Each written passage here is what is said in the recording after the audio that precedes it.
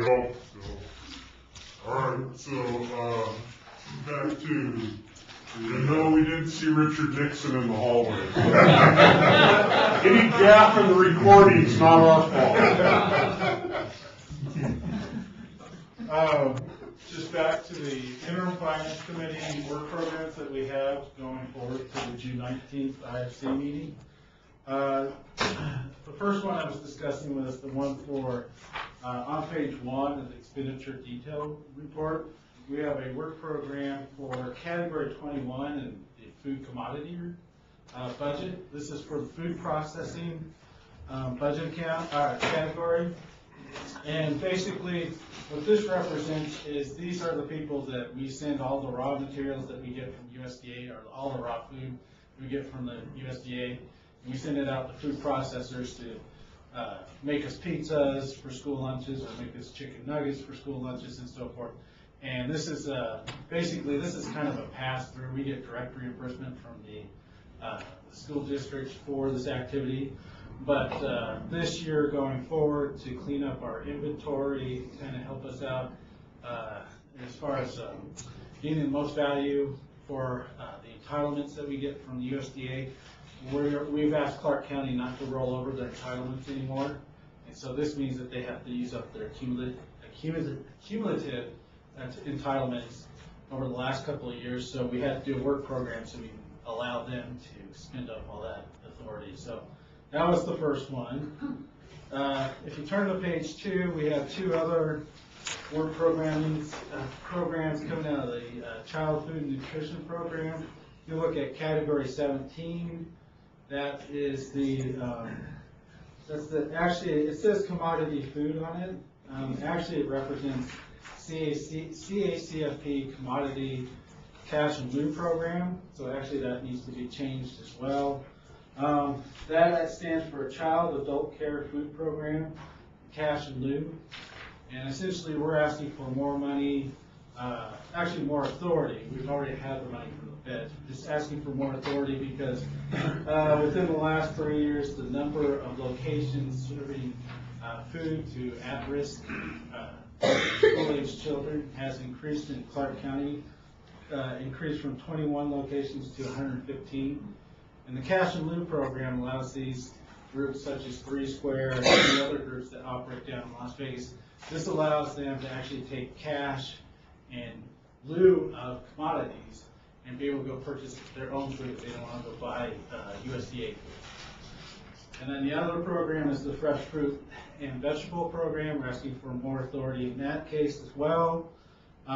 This is just because school districts have increased the number of fresh fruits and vegetables that they're ordering over the last, actually since the program's been in inception since 2010. This is probably, it's been increasing every year. So we're just trying to keep up with that as well.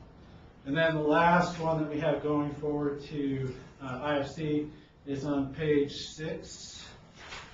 And that would be our Noxious Weed Program. You guys get there. That's category 17. And essentially what we're trying to do is we're putting out grants via GE mandate. We're putting out RFPs this week for noxious weed grants that will allow people to take care of areas that are related to the sage grouse. Am I interpreting that correctly? Related to the sage grouse. So we're just asking for authority. We're going to put out $85,000. Then we want to have this ready by July 1st. It's tied to Sagebrush Ecosystem Council, and basically the increased fees that we've done on the pesticide, and then moving that over to address the invasive plant issues that we have. Either it can be on private or federal ground. To be honest, we're offering the opportunity for the feds to jump in on that, and I don't think we're going to have much for takers because they can't turn paperwork around, but we want to be able to show as a state that we have money in play to deal with the sage grouse issue, or try to do something more so even than the federal government's put forward. And part of that money is coming from, we had the $25 increase to the pesticide registration fee, and this part of, well, all of that money, that increase is going towards these projects. Then I'm just going to go over, we have some BOE items coming up, Board of Examiners items coming up, some large food processing contracts that we, basically this year since we've been here, we've kind of found a lot of contracts that we've inherited or contracts that we had here already that have expired or near term. So we have several $1 million in contracts with Tyson's, Genio Turkey, Conagra, Land O'Lakes, some of these large companies that do the food processing for the school lunch. We had to extend most of their contracts. We didn't have enough time to renew their contracts.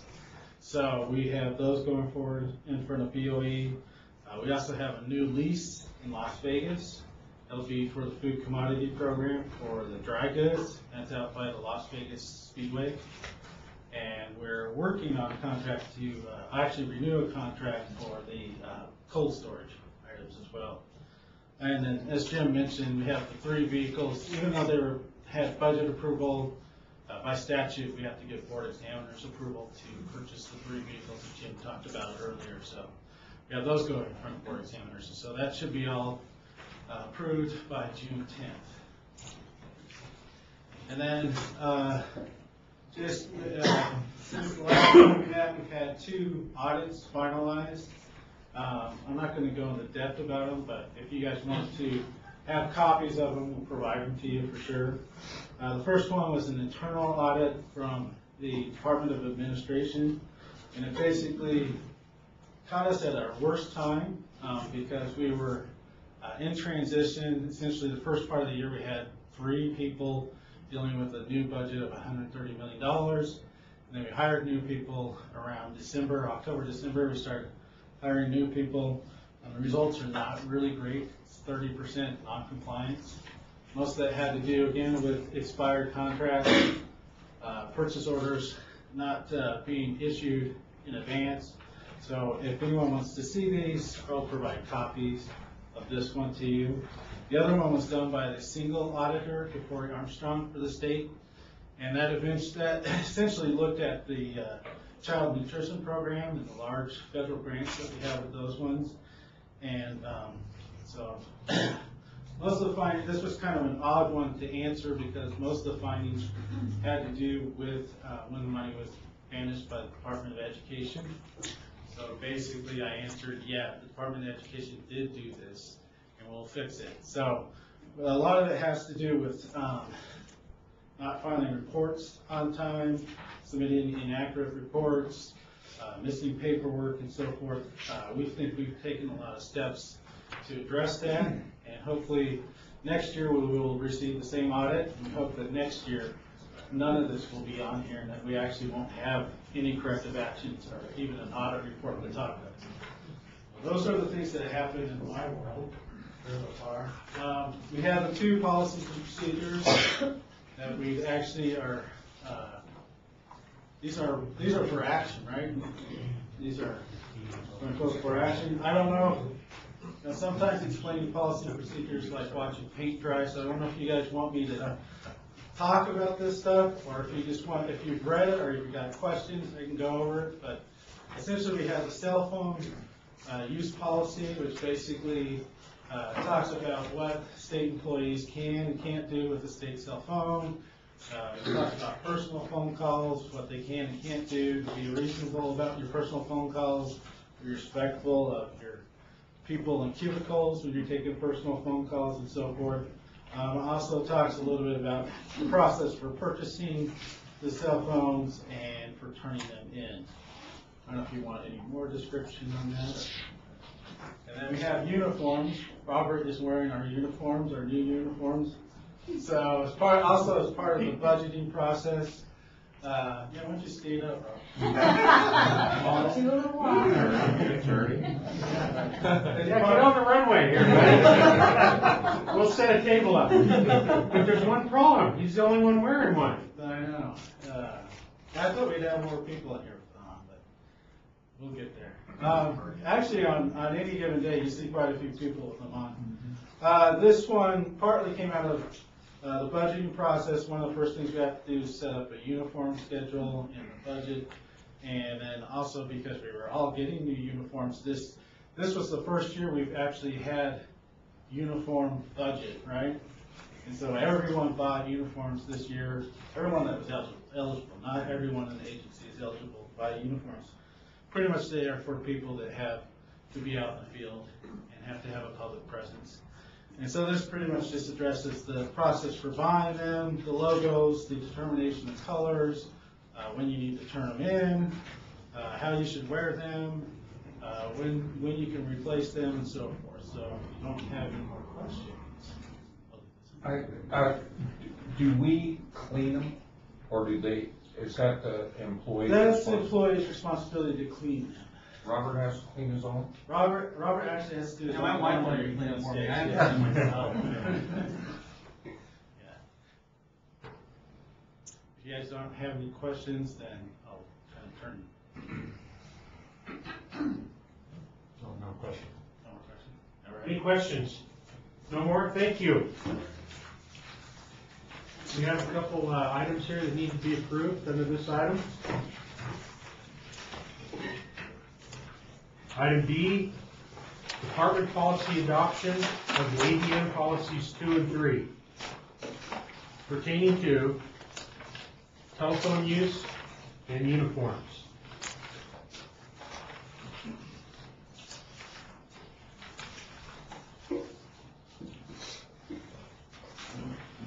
I move that we approve these two items. All known for the record. Thank you, Mr. No. Is there a second? Ramona Morrison, second. Okay, Mr. No made the motion, Ramona Morrison made the second. Any more discussion? All those in favor of this motion signify by saying aye. Aye. Those opposed, nay. Any abstentions? Motion passes unanimous. Was that an aye from you, Boyd? Yes, it was. Thank you. Junior bought lunch, so it took a little longer. Oh, Junior Bet. Okay, item 6, plant industry. Update to the board. The lovely Dawn Rafferty, administrator. Dawn, you're on. Thank you, Mr. Chairman. Before I get started, it is my pleasure to welcome back Ed Foster to the realm of the department. Hey, Ed. Ed is reintegrating and getting back to full speed. Glad to have him back. So we can save the number of finger jokes. No, don't go that far. I believe everyone got the plant industry update, and it was late getting in, so it's an extra thing that was slid in the front. My apologies for that. So I'll go over this, not completely. There's 6 pages. I'll just hit the highlights. First, environmental services, and this is Chuck Moses, Sean Gephardt, and Brett Allen. Did a really great pesticide waste collection this year. They've got 462 pounds in. Bob Conrad has helped do a public service video with the water protection program, which is available on our site. And I would like to thank Bob. He's done a great job at working with my staff lately to do some really nice videos to help explain to the public and people what it is that we do. And so that's going very well. Just keep those cookies flowing. Got it. All the cookies Bob can eat. As certification and training under environmental services, as you can see, they've done a great deal of training and testing throughout various locations throughout the state. Export certification, Sean Gephardt is currently the lead on this program. From February through April, they did 74 phytosanitary certificates with 8 different commodities to 10 different countries.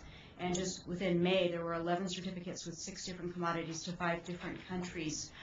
We had some issues with a hay processor out a little bit east of town, and we've fixed all of those issues, and now they will be exporting to China. GAP, which is a Good Agriculture Practices Program, Ashley is running. She's done 2 audits during the last quarter, and quite a bit of outreach and education with this program, which is going really well for us. Noxious weeds, we did noxious weed abatement in Douglas County through the use of new NDA county weed abatement MOU. I think Robert talked to you guys a little bit about that. They've made almost all county commissioner meetings and made presentations of the availability of this program, with the exception of 2 counties. A lot of different varied comments on that, and Robert is here if anybody wants to any more in depth with this. The weed-free certification program is just ramping up, and Jamie has had quite a few increase of certification requests for gravel pits for this program.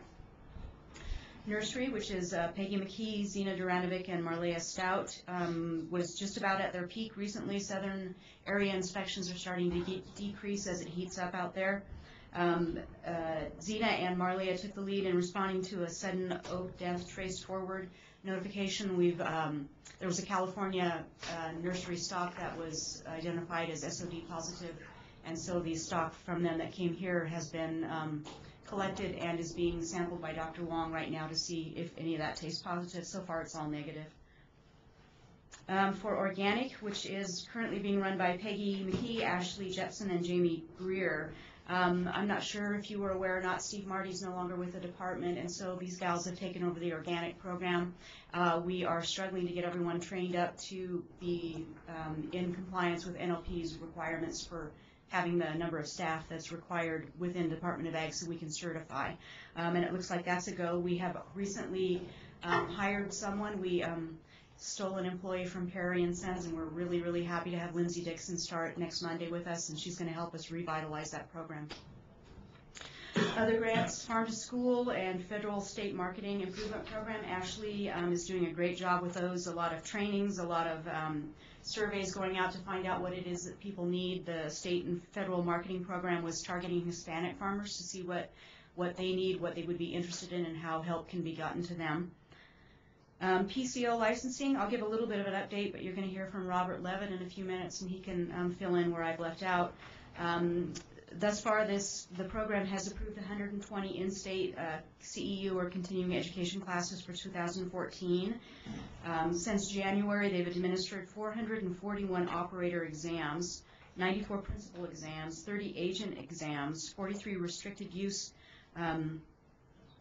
pesticide examinations in Vegas, and 127 operator examinations. So basically they're really up to speed with all of the examinations that they do for that program. Plant pathology, we've got 2 Farm Bill proposals that Shawa put in that were awarded. That's potato cyst nematode survey and sudden oak death. We did confirm a new disease on Mediterranean fan palms down in Las Vegas, Phytophthora parasitica. This is the first detection of this particular disease in the United States. Shawa did bring some palm fan plants up from Las Vegas, and we've got them in the greenhouse right now, and they're running additional tests on those. And I think this is a huge note. Our plant pathology lab was formally accredited by APHIS PPQ's National Plant Protection Lab Accreditation Program. Shawa has done a great amount of work in making sure that our path lab here is really nationwide recognized. Specifically, we now have the official capacity to diagnose citrus greening disease, and I think he's done a great job at that. We also found a new fungal disease on mesquite trees down in southern Nevada, and right now that's being investigated by CDFA and Cal Davis. 400 samples were collected from potato fields, so we can look for potato cyst nematode. 200 plant samples collected just to look for a variety of different exotic and regulated pathogens. And Shawa did a survey which showed that 100% of his clients rate his service as they're being extremely professional and extremely satisfied. Moving on to rodent control. Rodents are out there in huge numbers. We've had a higher number of requests for the strychnine that reproduced within the department this year, I think, than any other year that we've been around. And, Robert has been doing a great job at keeping up with that, ordering more and more strychnine to make sure that we meet the demand. Entomology, Jeff and his people have got all the pest traps for 2014 out. This year we'll be looking for gypsy moth, emerald ash borer, red palm weaver, capra beetle, and several exotic wood borers, including the pine sheep beetle and the Japanese beetle, as well as light brown apple moth. They're continuing the Southern Nevada imported fire ant survey. They've got 900 traps out, and so far it's all been negative for those tests.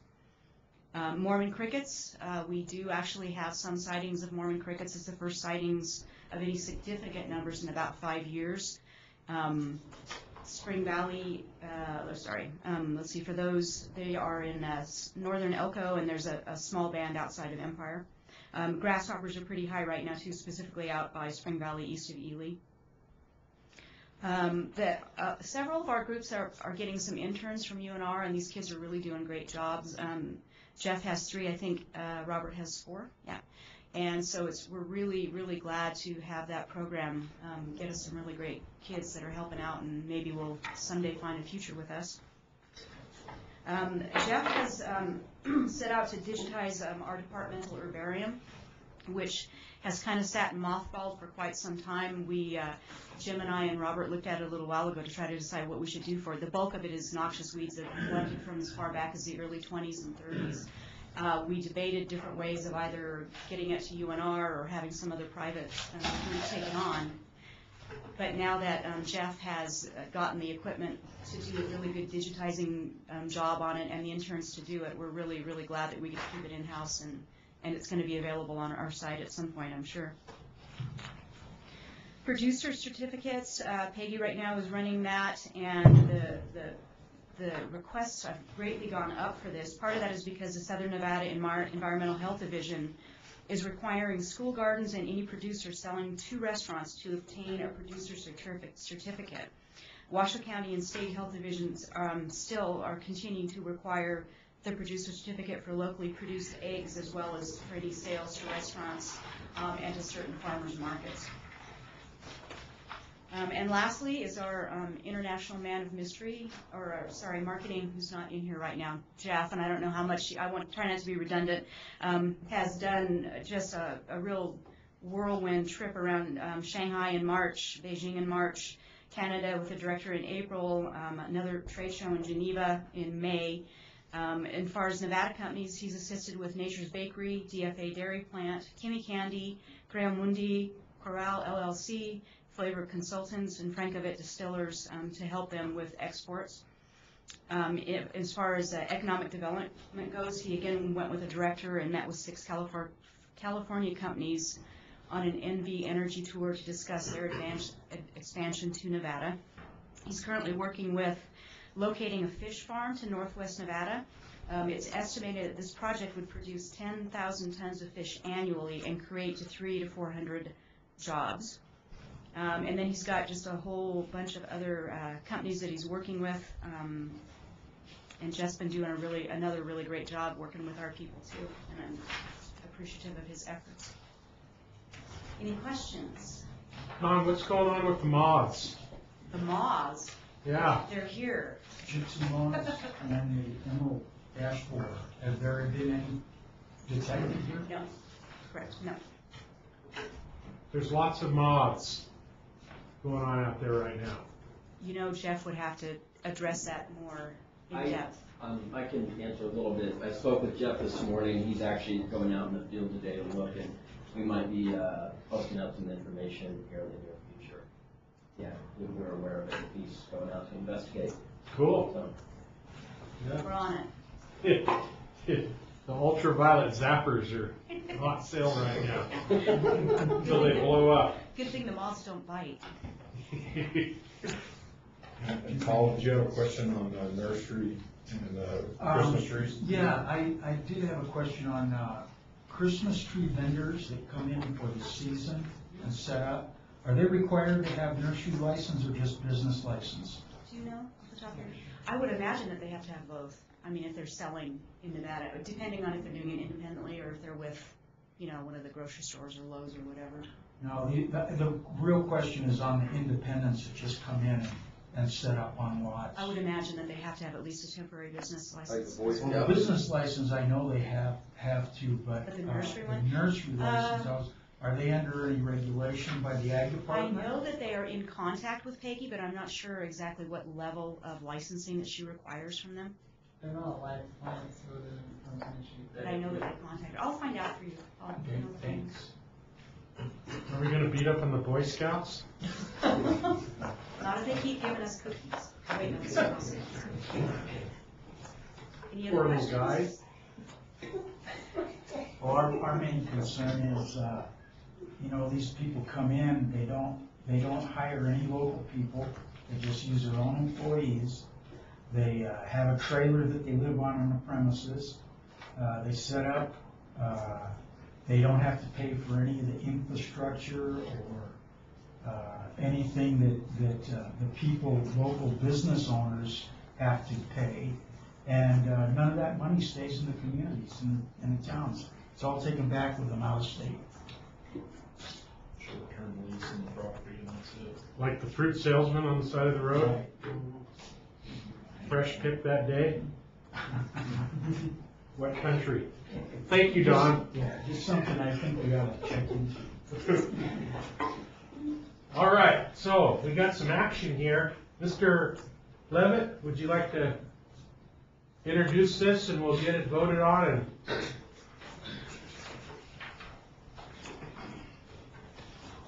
yes, I'm Robert Levitt. I'm the program manager for the Pest Control Operator Program in the Plant Industry Division. And yes, there's a proposal to make some changes to the regulations for the Pest Control Operator Program. And these changes were mostly instigated by industry, but some of them also by the program in terms of streamlining, in terms of rationalizing and clarifying some of the regulations. We worked with the LCB, the Legislative Council Bureau, after we came up with our draft, and we had a workshop on April 17th. We invited the industry and the public to attend. There was 13 people there, including the Nevada Pest Control Association. The only real discussion item was on the definition of spot treatment, what it means on a label. Based on the industry input, we went back to the LCB, we rewrote that section, and then we had a hearing on May 21st. There were 6 non-state people there. Brian Nakaguchi was there, and so was by phone Deputy AG Belcourt. There was only a couple of real comments. One was to encourage us to accept electronic forms and submissions, and one was about the definition of our new weed category. I think you all have copies of the proposed changes to the regulations. There's a lot of them. I can hit a couple of highlights. One is the addition of a location principal to each pest control business location so that we can keep track of who's responsible for the business at that location.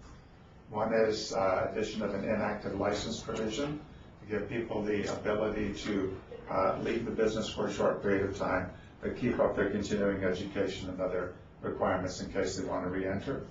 Again, the definition of the spot treatment. We've also included authority for the acceptance of electronic forms and signatures, should we have a protocol or program for that in the future. We've included, we changed the weeds from, weeds were previously or currently in 2 categories, ornamental in tree and turf, and also in right-of-way. We're taking the weed parts of that and combining them into one section called weeds, but leaving the insect and the fungicide in ornamental and turf separate. We also added birds to rodenticides, so we changed that name to vertebrates. We've clarified who's responsible from pesticide spills, streamlined some of the reporting requirements, and clarified, a big thing is we've clarified that the director, through the program, the director has the authority to levy administrative penalties on people who are not licensed for pest control. Right now, it's somewhat ambiguous. We've worked with the Deputy AG's office that the rules for administrative penalties clearly apply to licensed pest control operators, but not clearly to non-licensed people, fly-by-nights who might come into the business. So we clarified that to give that director that authority. And we've increased the, or requesting to increase the restricted use pesticide certificate fee from $25 every 4 years to $50 every 4 years to cover the increased cost of that program. So with that, I think that summarizes what the proposal is. Any questions or discussions on this? The item is to approve adoption of the permanent revision to NAC 555.250 through 555.700, custom application of pesticides and certified applications. Is there a motion? Yeah, I move that we accept the revisions in LCD file number R033-14. You want to second it, Brian? I second it. There. Mr. No made the motion, seconded by Mr. Nakaguchi. Is there any more discussion? All of those in favor signify by saying aye. Aye. Those opposed, nay. Any abstentions? Motion passes unanimous. Thank you, Mr. Levitt. Thank you. Item 7, consumer equitability. A, update to the board. Amy Jones. Yes, sir. Again, it looks like Dave Jones, Administrator for Division of Consumer Equitability. It looks like I failed to measure up to the flamboyance of the chairman's tie. However, I recommend that he sets the pattern for the new tie for the NDA so that when we're in more formal engagements, we will all be uniform. That's right, Charlie. Are you sure you want that? You want a second one? Yes, sir, I have 6 items, statuses in regards to priorities and initiatives that we're engaging in the division. This one originated by industry livestock scales. We're projected to complete by mid-July. This is 2 weeks later than projected. The issue is I have 1 out of my 2 employees out in the Elko area that's been out for 3 months for illness. We're currently at 70% complete. Another, I'm pleased with the program, and I think we'll do well with that. Did you get a new toy in that program? Yes, sir, we did. We've got the first of 2 lash-ups, 1 extra long trailer and a 550 Ford to drag it along, in which the director was happy to break in. We now notice that the brakes don't work and there's 2 flat tires. So I don't know what that's all about, but I can't tell you that stretch outside of the Argentina BLM permit area that's all concrete on I-80 will rattle your teeth out of your skull pulling a gooseneck. Holy buckets. That was the longest 15 miles of my life. It might be worth noting too that they're raffling off a gator out there that's been highly used. Highly shaken, I'll say that. It's been like Bond. Yeah, you should have cleaned that hay out of the back of the bed though. item number 2, this was industry initiated. This was Operation LPG. And by the way, when I refer to operations, I'm dealing with initiatives that we're engaged with in the division. For Operation LPG, for all intents and purposes, we're finished. This is the first time we've been able to do this. We've got, I think, 3 more LPG meters that we need to test throughout the state, but the inspectors did a fantastic job. Next year we're going to do it in 3 months. This will be in alignment with the industry so that we can get them all done before they go out and dispense propane for the winter. Third item, this is basically internal initiative. Gas pumps, we're at 74% completed throughout the state. I've had an impact of 24 months of unproductive time. The issue is I've had 12 months of impact in regards to retirements and 12 months in regards to illnesses. All 4 illnesses were very serious. They all required surgeries, and none of that is inclusive of sick calls. So, but the inspectors have done a great job. I'm just disappointed that we didn't get 100%. We still have 3 more weeks. My intention is to at least make it to 80%. This is legislative initiative in regards to price verification. We've conducted 277 price verifications in this fiscal year. Note that 3 years ago when the legislature challenged us in regards to how many we were we were conducting. At that time, it was 40, so we improved eightfold. Jim, Director Barbie, wanted us to improve much more significantly than that. We approached it, addressed it. We took the action to the legislator, the LCB, and requested language changes in the NAC 581. The LCB, and this is in regards to raising fees, the LCB shot us down. And so at this point, even though we took the direct approach, we're now taking two circumventing approaches. Yes, sir. And just to clarify, basically they said this is an unfunded mandate, that we can't charge a fee for doing that work. What we're trying to do is establish a fee that retailers would pay, that we would then come in and do the inspections, much like the pumps or the scales.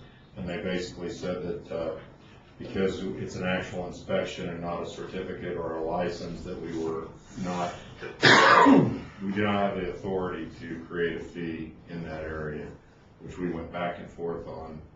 In my opinion, that was the intent of why it's in the section that it is and has the fee base in that section as well.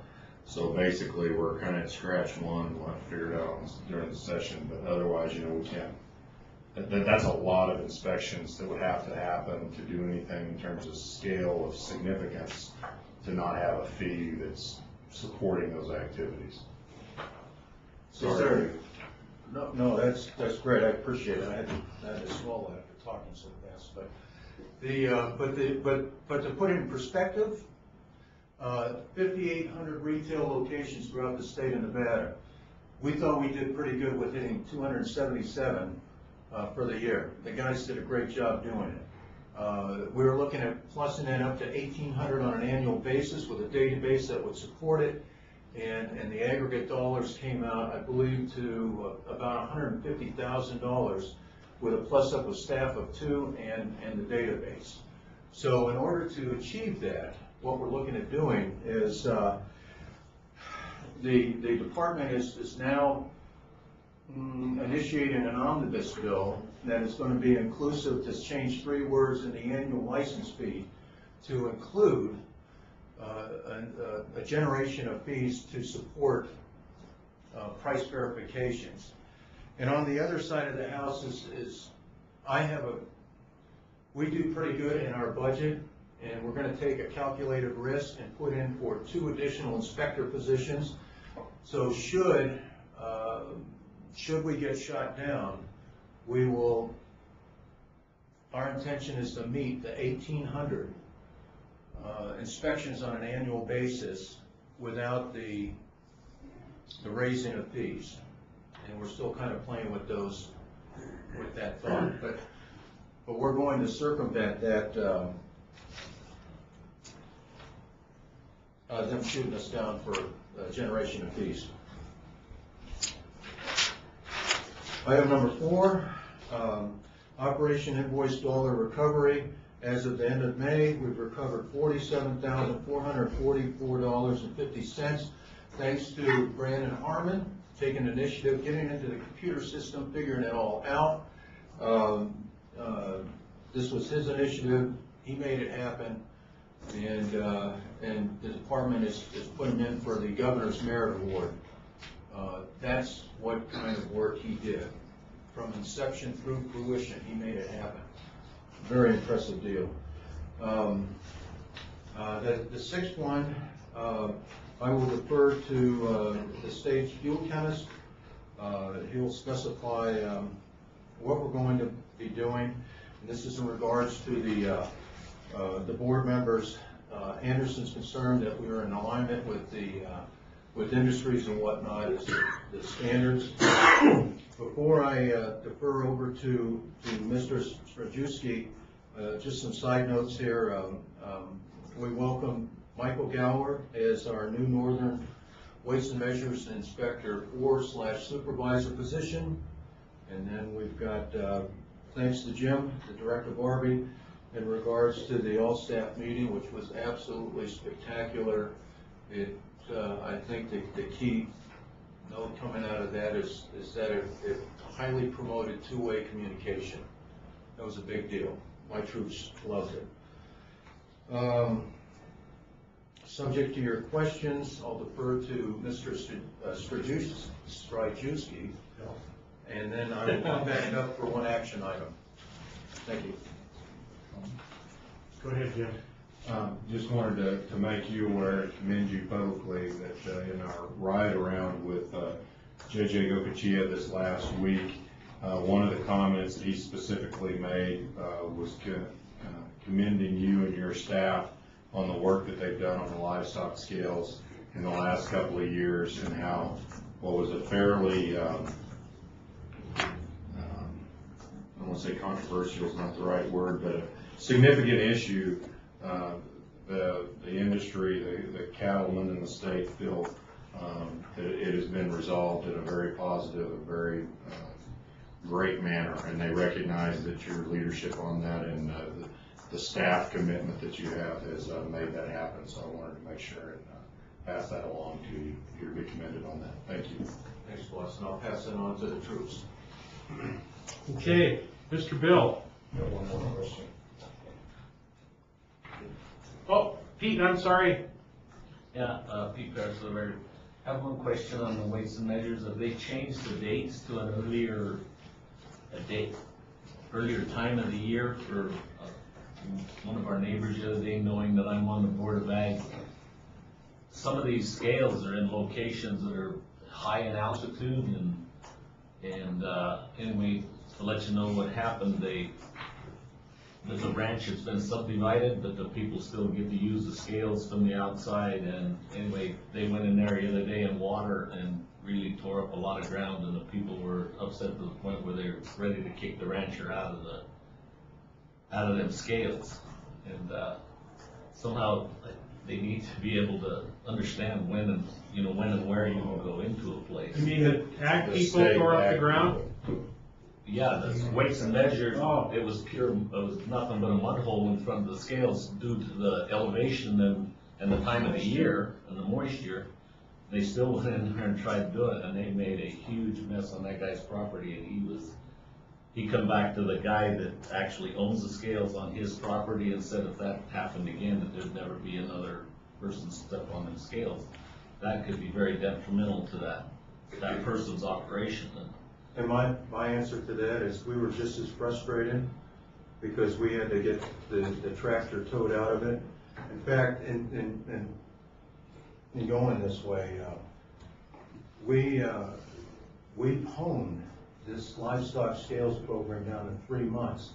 Once the feds changed the rule to an 8-month requirement, we tried to get as many done as possible for the range cattle scales so that they wouldn't have to pay for a second test. So that's why we've honed it down to 3 months.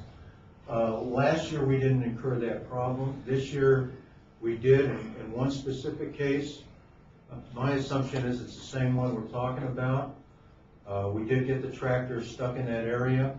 What we normally do is we send out notices about 30 days before. Then we verify by a follow-up phone call to that livestock scale owner. And I'll tell you what, I'll put this in reverse. I wish if there was a concern like that individual at that point, when we made the phone call, expressed and said, hey, you're going to mess up the entranceway to the scale, because it impacts on us, because we've got a schedule. We're trying to smoke this thing out, like get about 5 to 10, sometimes 12 done in a day. So it adversely impacted on all the adjacent scale owners. So I mean, it goes two ways is where I'm going with this. If there's 340 scales, that's our first oopsie this year. And I apologize, it's just, the guy tried to do the best he could, and that's the best I can say about it. But if he is concerned about it, then he's welcome to respond on the phone call we make to each and every one of the scale owners and say, please don't come, or this is an issue. Well, I don't think the scale owner, he's not completely familiar with the area either now. But the people that own the scales, or the people that own the land that the scales sit on, didn't even know they were coming. Well, they should have. Well, not the people that own it. The people that own the scales probably knew they were coming. Oh, okay. But the people that own the land didn't know, and they're the ones with the concern. The guy that owns the scales wasn't so concerned, but the guy that owns the land was the one that got really upset.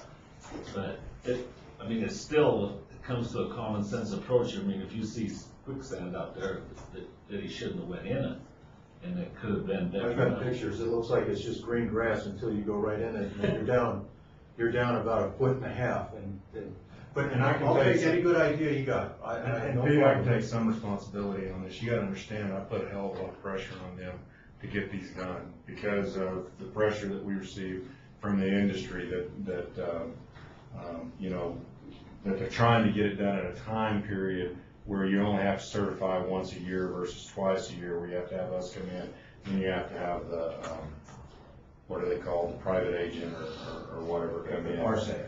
So, and I heard and understood, gotta think about it before we go into an area like that. But I will say that I put a lot of pressure on Dave and a lot of pressure on those guys to get that done, because we've got, how many folks working that? 4 out of 6 inspectors in the north for 3 months. From the southern Nevada to northern Nevada borders, from the most remote areas in the world. They're humping to get that taken care of so that those scales qualify, so that Superior or whoever can come out there and do business on them. So we're gonna have some of those. We apologize, but it's part of, it's kind of, you can't, if we have to come back and go around, it could cost some of those producers when they're able to market that livestock. But I totally agree and hear you. We'll try to do everything we can, but some of that is just the amount of scales, the amount of country, and the short amount of time. There's gonna be some, I'll use Dave's word, oopsies, bred into that. Right. Well, but like the central part of the state, say Lander, and I'm not sure, maybe there's places there too, but you have a drier side of the state, and then you've got Elko County that's high elevation, high water areas, and after the last 4 years, it's been a huge drought. You probably went in there in December and got it done, but in my time, I've never seen them inspecting scales in April and May. And then you're gonna run into some of these places now that some of these were particularly sheep scales, and they're up, as close to the mountain as you can get them for the sheep end of it. But then when you this time of the year, it's almost virtually impossible to get into there. London, Right. I've got your note. I'll pass the word. Pardon? Thank you, Pete. Right. Yeah, maybe we should get the property owner on the notice requirement too, or something, so he's more familiar with what's there at that time of the year than. Whoever's responsible on that deal, I'm gonna say though, whoever's responsible for the scale, whoever's doing the scale business, that's their responsibility. We can't, our database basically identifies the licensee. We can't identify the licensee and then every partner that they work with. We're confused and have a hell of a time just getting the scales. If you look at where we were 2 years ago, 3 years ago, when we were debating whether we had to come once a year or twice, or once every 2 years, and then with existing staff, without hiring more staff, using overtime at a fair amount of expense, but using overtime to get that done, that's part of where the difficulties are. Yeah, I get the season, I get all that stuff, but it's a bear to strategize, and there's just no way that it's going to be perfect. But in terms of, if a landowner is giving someone permission to certify those scales, then that's a relationship between the person that's using the scales and the landowner. They're going to have to work that out. They're gonna have to do a better job of realizing that it's a wet. Right. The guy that owns the scales at that time of the year was a long ways away from that area too. That don't sit, it's in the summer range and they're over in the middle of the spring ground doing whatever they're doing. No, I hear you. And when you look at it from that area or that problem or even that region, it's pretty straightforward. But then when you add the rest of the state in there, you got 4 to 6 guys that have to do that in a 3-month period, it becomes a pretty crazy train. And that's not an excuse. That's not, I'm not deferring that it's an issue. We want to make it and try to fix it, and Dave will take a look at that specific issue and the dates in that region and see if we can maneuver things around to fit better. But it's just a challenge. Right, and that's what I was just wondering, if there was different, like Battle Mountain and drier parts of the state that can be checked in different times, if that, There is. if that worked. And we do, and we did, and one of the 2 inspectors that's out up there, we normally go from south to north, in a natural migration, and hammer them out, but in this case, she's out, so he tried to do it on his own. So, it's, you know, It's the down staff issue that we have. he did the best he could with trying to get stuff closer in, and that was one of the scales. But we'll work it. Heard and understood. Well, I talked to the landowner, and I got him calmed down for the moment. He was not a very. Don't hesitate though, directing to Dave, you know, to have the conversation. We didn't, I mean, we just, you know, took care of it the best we could, and thinking if it got worse, then we could have, but he was better about it afterwards, other than he's a true Republican and everything's a government official. And he gave me a speech on how government does stuff, and I was like, no, not really, but I didn't want to argue with him either, so. Is he a rancher? Huh? Is he a rancher? No, they've Next, taken, Bill? they've taken a ranch, just understand, they've taken a ranch and subdivided it. Yeah. But the person that bought the main headquarters of the ranch has that part of it, and it used to be an old sheep ranch, and all the sheep permits still exist up there, but now they come into the ranch to weigh their lambs, and then they come in there and poke some huge holes in his meadow and stuff. In some parts of the state, we would welcome it carrying up in the yard due to a huge amount of moisture. Thank you, Pete. Okay, Mr. Bill. All right. Thank you, Mr. Chairman. For the record, Bill Strajewski, Bureau of Petroleum Technology. Dave asked me to update the board on the oil testing program, and I see a few new faces, and it's been some time since I've been here, so I tried to make this both thorough but not too long, so bear with me. Oil and oil testing has been in the NRS Chapter 590 in various sections for many, many years. However, the program became dormant at some point before I even joined the department. I've been at the department since 2002. There was an internal push towards reactivating the program, and that started when Director Barbie came on board, and it was an advantageous time because it coincided with increased attention being paid to the issue nationally. The American Petroleum Institute, ASTM, a group called the Petroleum Quality Institute of America, which I'll speak about at a couple different places, and a small but growing number of states throughout the country were concerned about the quality and were testing it. There have been more and more numbers of reports of substandard, non-compliant motor oil in the marketplace. Obviously, this is worrisome not only to members of the industry who produce good oil and have their reputations damaged, but also to the automakers and to the API. Getting widespread testing to root out the industry's bad actors has been difficult, however. There are a small number, but increasing number of states that actually have active testing programs, but there still aren't enough, and organizations such as API aren't equipped to police the industry themselves.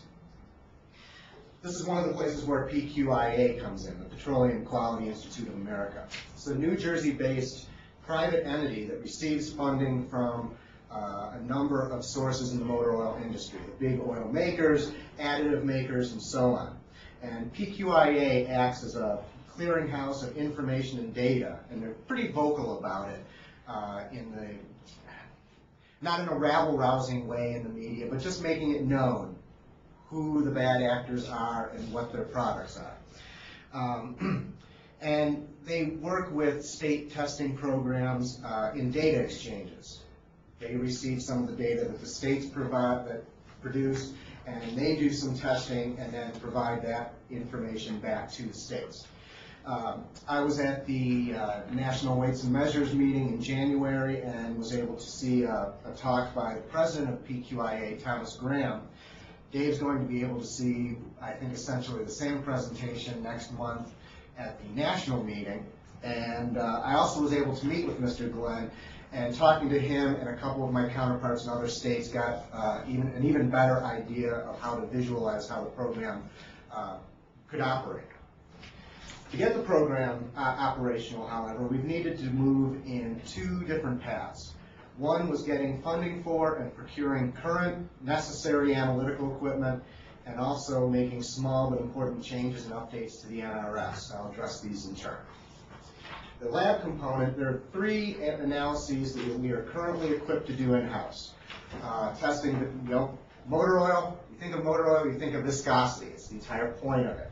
And so we are able to do this test for viscosity at low temperature, which is referred to as cold crank simulation. We can look at viscosity at high temperature, and we can also test for flash point. There's a fourth analysis we'd like to do, essentially a measure of the volatility of the motor oil, and we do not have the equipment for that as of yet. But we've included a request for a suitable instrument in our budget submission for the next biennium. In the meantime, I've been speaking with my counterparts about possibly if they would be willing, and if they have the time, ability, and manpower to do some of this testing for us. If not, we can look outside. As part of the Omnis BDR that the Deputy Director has put together, I've included updates to the oil testing language in NRS 590. Specifically section .080 has been edited to replace specific numeric values with references to current documents. It's more accurate that way. And in addition, outdated methodology has been removed. Some general wording changes have also been proposed, such that the program has some leeway in testing particular parameters, things we're not obligated to do, but we certainly have the ability to do if we find that necessary. None of these changes are big or controversial, hopefully, and they are really quite overdue. The language hasn't been touched in 15, 20 years. As a result, I don't expect there should be much disagreement at the legislative level. Again, fingers crossed. Now to move on, just the process, the nuts and bolts of it. Initially, our thrust will be limited field sampling of bulk oils and to be visible about this testing. So hopefully word spreads, and if there are bad actors around, then they, move on to greener pastures. While there are instances of packaged on-the-shelf non-compliant oils, these are not generally widespread. PQIA has on their website a short list of brands that they've identified in this way, but the distribution of these is usually really limited. You're not going to see these at Walmart or O'Reilly's or anything like that. You're going to see them at mom and pops. You're going to see them in urban areas, at bodegas and places of the like. So during times when Dave's folks are doing price verification, if I can provide them with a list of these bad brands, if they run across them, then that's one more step to the good. But at this point, I don't think that we can really focus on that, at least initially. Bill, what's a bodega? You know what? I couldn't give you a great definition, but they're like little mom and pop stores in mostly Hispanic neighborhoods, I believe. Yeah? Yeah, they're basically just a store. Actually, they're warehouses sometimes, but here they're like tiendas or bodegas stores. Okay. API and states with testing programs have both identified bulk oils at so-called do-it-for-me oil change shops to show an alarming degree of non-compliance. And everyone's notion of alarming is different, but one survey that we were talking about had about a 30% failure rate, Another one had 15. Now I consider 15 to still be pretty alarming. When we look at fuel, our failure rate annually is about 2.5%, 3%. So 15 or above is pretty significant. Are these like major chains of, or it's just small independents? Bodegas. You know what, depending on the location of the survey, it could be one or the other. You know, normally the name brand places are probably going to have a name brand source of oil. Although, you know, presumably some of those could be franchised in such a way that they're more left to their own devices. But it's some of both, yeah. That's, I was just gonna clarify, I mean, something like that, they would be doing everything from the mom and pop one store to chain type locations. Like what he's talking about is the do it for me, it's a place where you're gonna go have them perform the service. Yeah, I was trying not to use a name. That's sort of the political NCWM term for these types of places, so I don't unintentionally indict anyone. Like a place that changes your oil really fast? Okay, I was trying to think of like, oh, that won't work. You know, sometimes smaller shops may purchase their bulk oil not from the larger manufacturers, but from smaller and more dubious suppliers, or from so-called re-refiners, who actually either do not re-refine used product or don't bring it back up to acceptable compliant levels. It's quite possible that the retailer who runs his business with one or both eyes to the bottom line doesn't realize the quality of the product. Again, and that's the same thing that we see in the, you know, with the fuel retailers. You know, when we tell them that they've got bad product in their tank, you know, they don't know. You know, usually it's very, very rare that they're just going along selling it, buying more, and selling that. So, you know, normally it goes back a level that is the problem. Now, after talking with Dave about sampling and testing, we're going to start slowly this year so that both the inspectors and the lab can work out the logistics. Most or all of the sampling will occur in and around the Reno, Sparks, and Las Vegas areas. Based on our experience and continued conversation with other state regulators, we can then grow the program over a number of years. All the testing will be done in the Sparks lab. Fortunately, for shipping purposes, oil is not the same as fuel is. You don't need special training to ship it. You don't need placarding, you know, and or packaging. It's pretty straightforward, so we can do that and get it up here even when it's sampled down south, or to the east maybe. Using other states as our model, we will be drawing 64-ounce samples from a retailer's bulk tank, or however many tanks they have will take that many samples. Now, this is more than enough material, but it's also a big enough container that we can do it efficiently and cleanly. And that is enough for us to use and also to provide for additional sampling. Now, from that, then a smaller sample will be poured out at 64 ounces, and that will be sent to PQIA for metals analysis. So here's the anticipated role of PQIA. As I stated, PQIA acts as a data clearinghouse for motor oils, and I've had some talks with them about a cooperative relationship where we would share our data, the information that we can take, that we can provide from our testing with them, and send them samples, and they would do metals testing on it and provide us free of charge that information back. For example, an abundance of certain metals would be indicative of used oil that hasn't been properly re-refined. You know, it's still got dry, you know, metals that came out of the engine casing. There's no cost outside of shipping, presumably. I'm still working on getting this pinned down, but I know they have relationships with the state of Missouri, the state of North Carolina, who I've talked to previously. The state of Arizona just started a program this spring with them, so I have no doubts that we'll be able to do the same thing. What are we going to do about failures? Now, when a fuel sample fails, we verify it and then require the retailer to remove the non-compliant product and let us know when they've got compliant product. We don't normally pursue the supplier in these circumstances when it's fuel, but I suspect that if we find non-compliant oil, it's going to be a little bit different because, again, you know, the retailer might have an idea that they've got bad oil, but we are just as interested or more interested in the supplier. You know, let's get back to the source because that's where the bad oil is coming from. Fuel can go bad sitting in the tank, and it happens, you know, coincidentally. But, you know, bad motor oil is going to be much more of a willful thing, I believe. We may not be able to do the same real-time acting on it that we do with fuels, though, especially if we're sending samples to New Jersey. We still need to follow up with the retailer and let them know that the oil that they're selling or that they were selling at the time of sampling is out of compliance and needs to be replaced.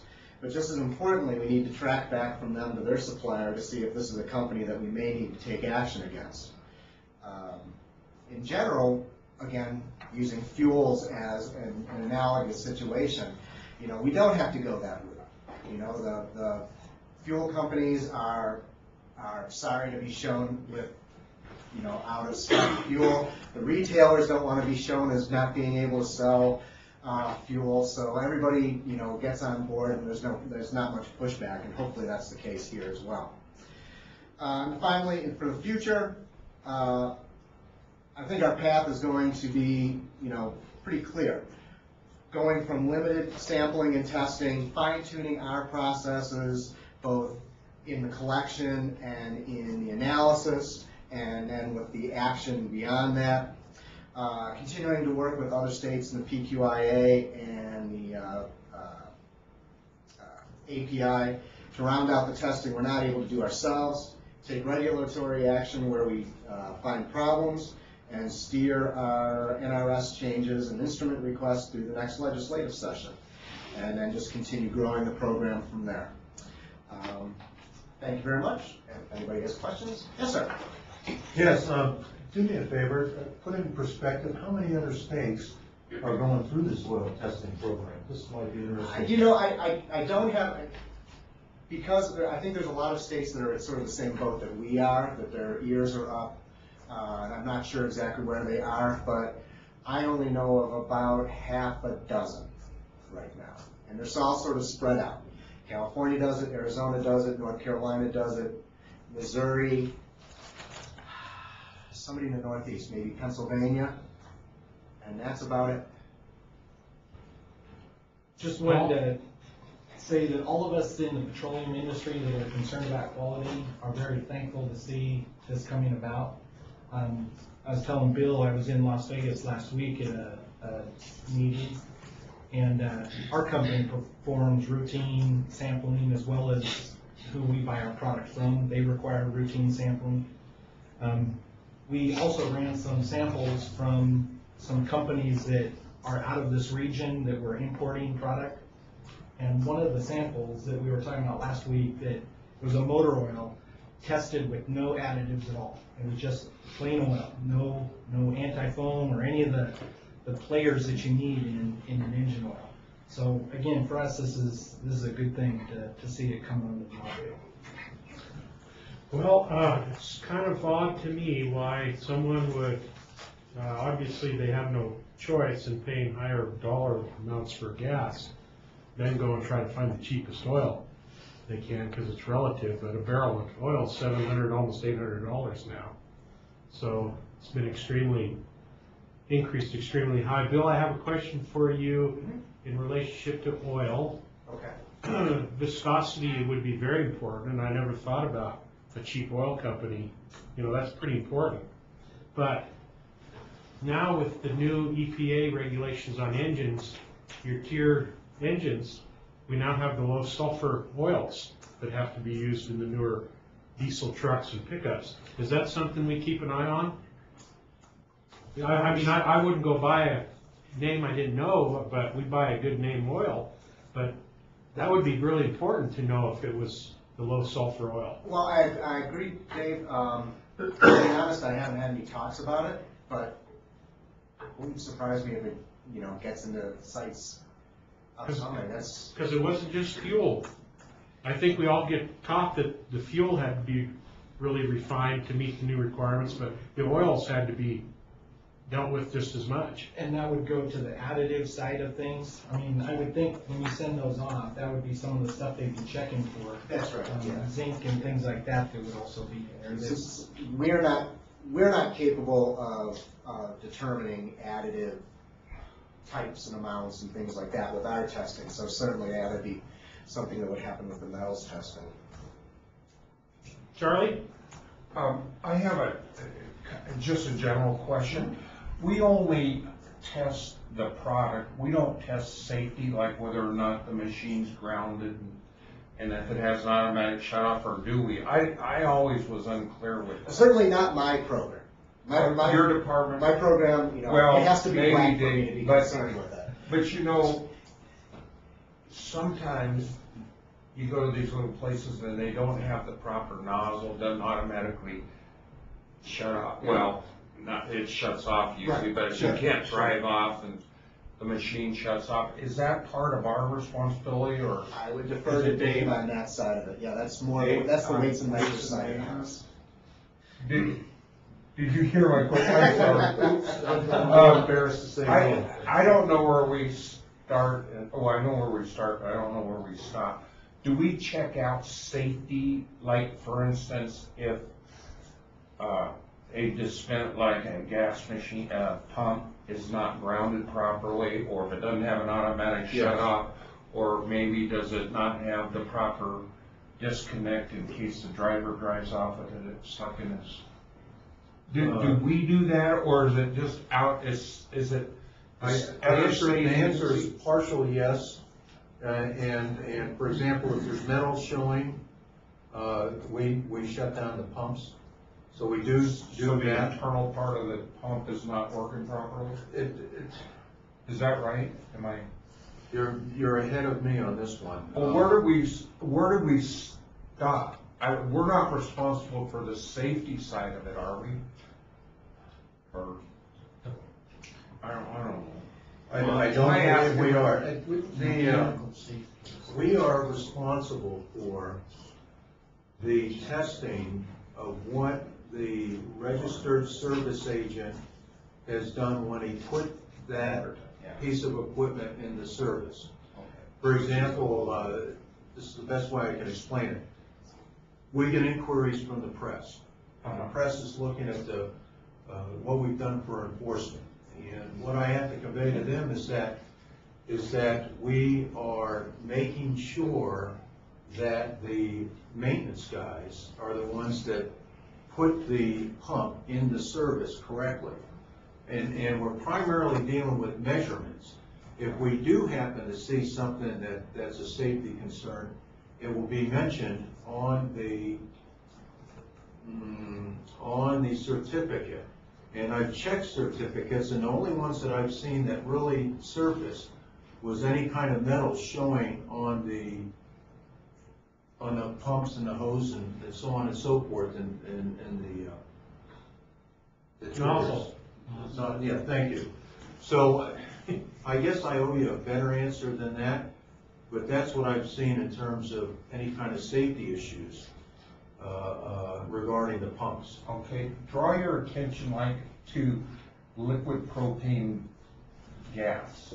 Yes. Do you just test the gas, or do you test let's Only say the this meters. regulator, isn't it 5 pounds, is it 10 pounds? Only the meters. Only the meter. Before, if you remember, about 3 to 4 years ago, before I got here, somewhere in the system, they had some of my inspectors pull maintenance on the meters and the gears and whatnot. And we don't do that anymore, because we would be incurring liability if we were pulling the maintenance on there, and my inspectors aren't trained at pulling that maintenance. So I turned that off. So, but if you're inspecting propane and you're pulling it out of the tank, let's say this propane is only supposed to be flowing out at 5 pressure, 5 PSS or whatever, PSI.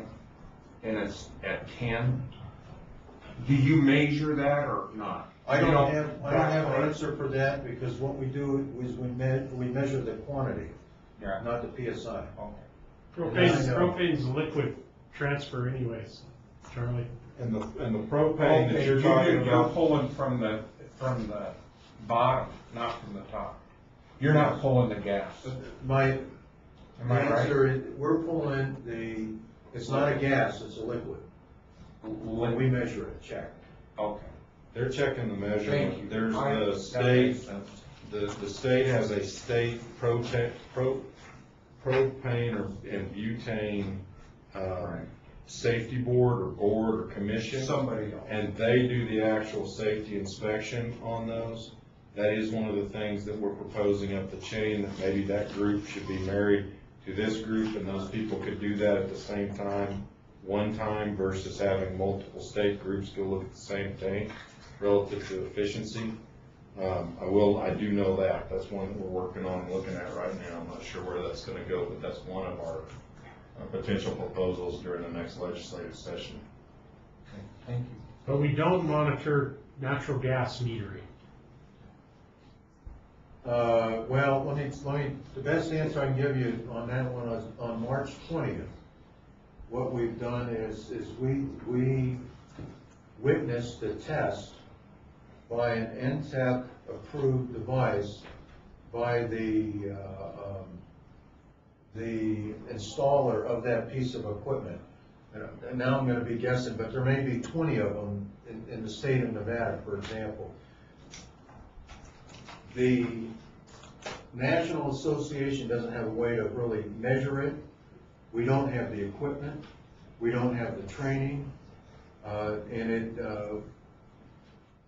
we will be addressing it in the national forum coming up in July, and also the Western in September. Whether or not anything gets put into play, I can't answer that. But that goes with LNG, CNG, and then electric car chargers. Very good, Bill, thank you. Thank you. Wait, you have an item that needs approval, don't you? Not me. Oh. We need item C. I'm sorry, I just saw alcohol and I thought. Funny car time. Wrong kind of alcohol. The NDA requests the adoption of the policy AG-1-HR-19. Please note that we vetted this policy through HR. In fact, for all intents and purposes, it comes from HR, Department of Administration policy. One thing to note, that once I came here about 2.5 years ago, I noticed we didn't have drug screening going, and we didn't have CDL fiscal requirements and whatnot, and that law has changed too. Bottom line, in regards to this policy, I'm requesting that the board adopt this policy. It's something that should have been here a long time ago. It basically impacts pre-employment screening and random drug screening. But only if you have a CDL. No. Oh, it's for everybody? I inserted it for CDLs. This is a Department of Administration crafted letter. My belief is also, let's say, Eddie Spaghetti from another division is driving a state vehicle who has defensive driving, and they crash into something, then my belief is that they will be tested for alcohol right there on the spot. Okay, so you have the DOT random for CDLs already in place? Yes. Okay. But we need the policy to back us up on it. Subject to your questions? Any questions for Dave? I'll entertain a motion. Yes, Mr. Anderson. A motion, we approve the adoption policy AG1, HR 19 for alcohol and controlled substances. Second. Mr. Snyder made the second, Mr. Anderson the original motion. Is there any discussion? All in favor of the motion signify by saying aye. Aye. Those opposed, nay. Any abstentions? Motion carries unanimous. One other item, Mr. Chair. Just to put it in perspective, we have about 342 livestock scales. Those are each devices. We have a total of 38,000 devices in the state of Nevada. It's now getting plussed up to almost 39,000. So the inspectors really do, they put a lot of horses in this equation for livestock scales. All the grocery store scales, right? Yes. Yes, that's right. Gold scales all the way up to railroad scales. We deal with. If you've ever watched Pawn Stars, you've seen our work. Anytime they win a coin, you can see our seal on TV. That's all I have, Mr. Chairman. Okay, thank you, Dave. Ramona? Okay. Moving on then to food and nutrition program. Item 8A. Donnell Barton, you're up. Thank you. For the record, Donnell Barton, Administrator for the Food and Nutrition Division. And just to give you a brief update on what we've been up to for the last several months, we're continuing the Dairy Lab installation. And so after the meeting this afternoon, we invite you to come see the new Dairy Lab. For those of you who saw it back in February, I think was the last time we met, we were over in Animal Industries and we quickly outgrew that room, and so we're probably now 4 times the size that we were originally. We hope to have FDA approval. They're coming at the end of the month to do an inspection, and hopefully we'll get that approval for FDA. Along that line, Northern Nevada is now an import state for milk. We basically have about 60 milk trucks coming from California to the DFA plant, so we've definitely increased milk to Nevada, and almost all of the milk that's produced in Fallon is being utilized by the DFA plant. And we also have done a certificate of free sale for that plant, which helps them to move along to exporting the dry powder out. Other things that are going on, we received an NSLP equipment grant for $270,000 that will be available to the school districts to buy equipment. In USDA terms, equipment is $5,000 or more. So for those schools that are implementing the new meal pattern, in Nevada and all the schools I've been in, I've never seen deep fat fryers in use. But in some of the states, it would be getting rid of deep fat fryers and using steam tables or convection ovens, warming ovens, those types of things. So that's mainly what that equipment grant, and districts will be able to apply for that, and it will be on a competitive basis. We're getting ready, when school's out, we call it summer's in, so the summer feeding program will start up for those districts that are already out. And they've applied for summer food. It's a place where kids can go to eat for free, no questions asked, as long as the school in that area was at least 50% or greater. And I believe we have over 120 sites here in Nevada. We've got a couple of kickoff events happening in June to highlight the summer food program. So we're excited about that. And USDA has made us one of their strike force states, so they've been providing technical assistance. We've been holding partners meetings trying to get more people involved with the summer food program. USDA wants to see over 2 million additional meals served this summer throughout the United States, not just Nevada. That causes us all to have a little hyperventilation. We've been working with the Food Bank of Northern Nevada and 3 Squares to see how we can collaborate on different kinds of issues. And along those lines, we're working on a stakeholders group to look at commodity food distribution, how we might be better able to share trucks to distribute food in different ways of doing that. We also were required by USDA to have a new wellness policy. So some of you may have heard in the news about smart snacks and the new wellness policy, the foods that can be sold to students in schools during the school day. Again, USDA has identified the school day as from midnight to 30 minutes after the end of the school day as what is a school day and when you can only sell those smart snacks in the school. The state had the opportunity to decide if we were going to give exemptions where they could sell other things during the school day, and when we brought that stakeholders group together, they decided that that would not be a good idea, so we did not do that. So there will be no exemptions in Nevada, and you'll have all the food that's sold or given away in schools will have to meet those new smart snacks. The only waiver we're giving, and this is not finalized, we won't finalize that until probably the end of this month. The only waiver that we will give is in classrooms where their parent might want to come in and do like a birthday party, or they're celebrating the Nevada sesquicentennial and wanting to highlight food that was traditionally eaten in Nevada and might not meet those new smart snacks. Those would be waivers that districts could utilize so that they could still do it for instructional types of purposes. And from our last go round with wellness policies, anytime you try to get rid of birthday parties, they were just pretty much wanted to tar and feather you. So we chose to leave that alone. That's more of a social issue.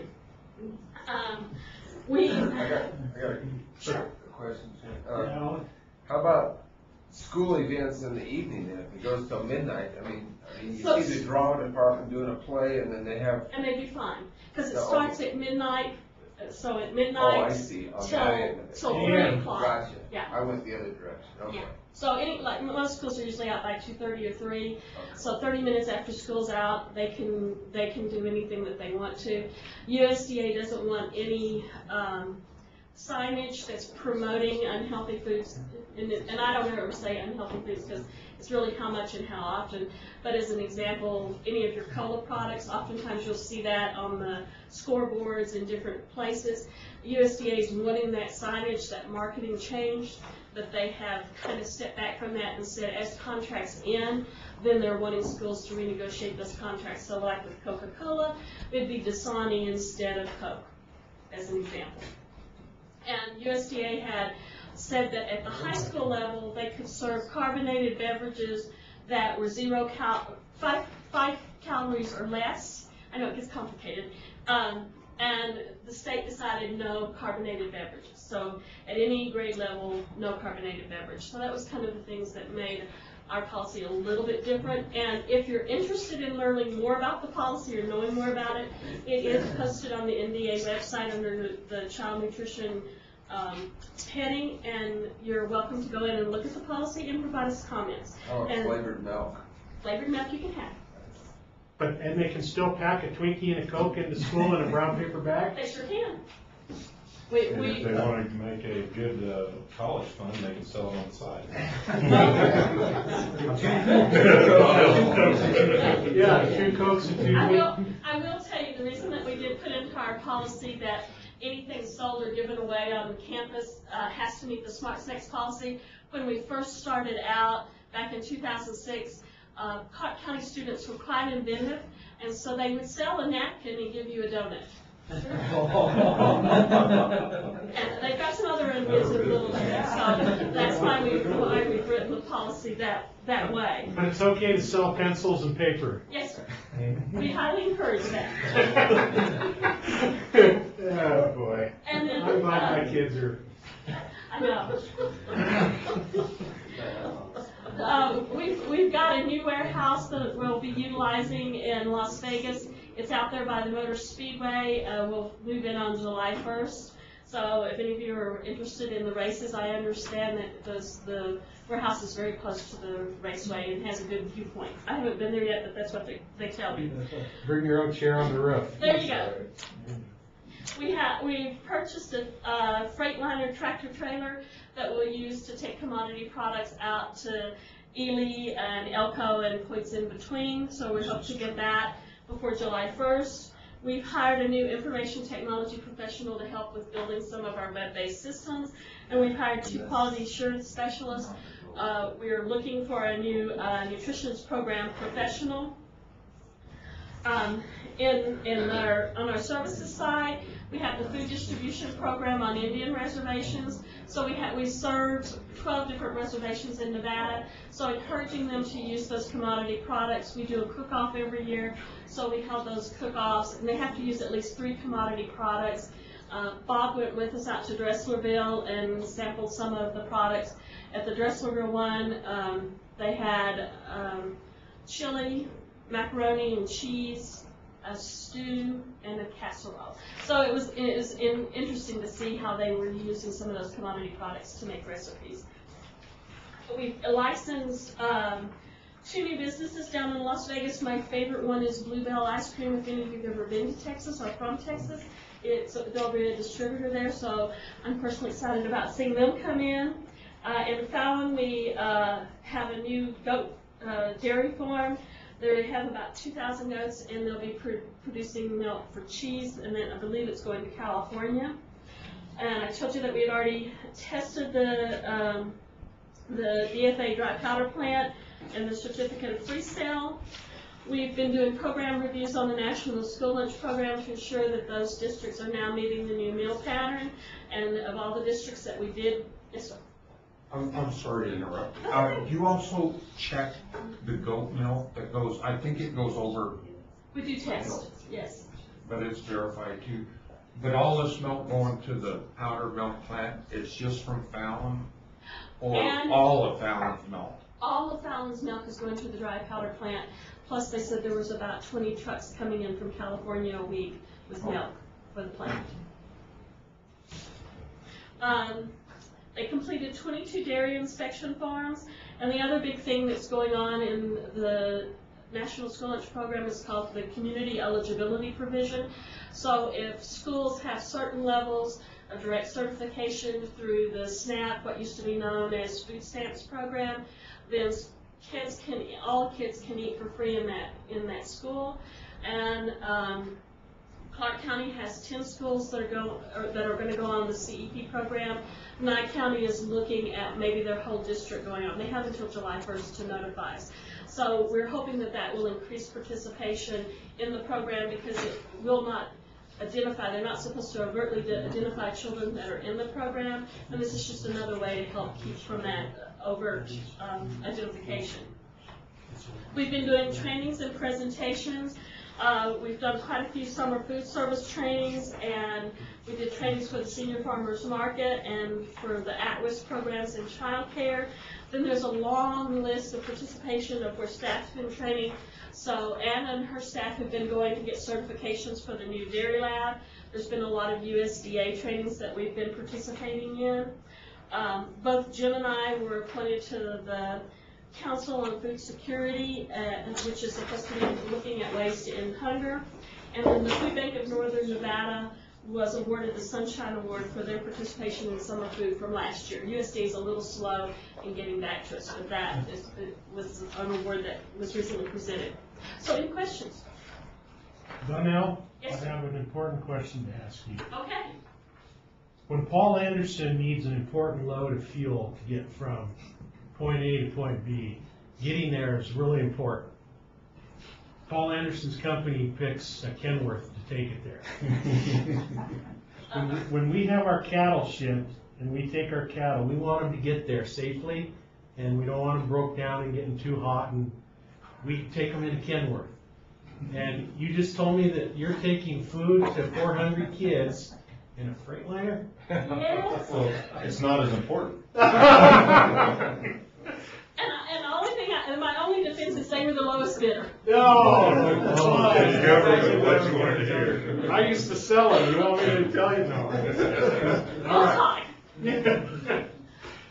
Value. And then after the meeting again, we'll take a look at the food lab. And did you have anybody over at the warehouse? We do, so if you want to go over to the warehouse, I have another meeting at 3:30, but Janelle's more than happy to take you over to the warehouse and show you the warehouse facility. That's basically the property we acquired with that program. If you haven't seen that yet, it's ginormous and fairly impressive. So. And it gives you an idea of how much food's coming into the state for the different food programs, for the temporary emergency food program, assistance food program, for the senior commodities food program, and for the food distribution program on Indian reservations, as well as the National School Lunch Program. So it is impressive to go over and see all the food that's there, and it's rotating through that warehouse on a monthly basis.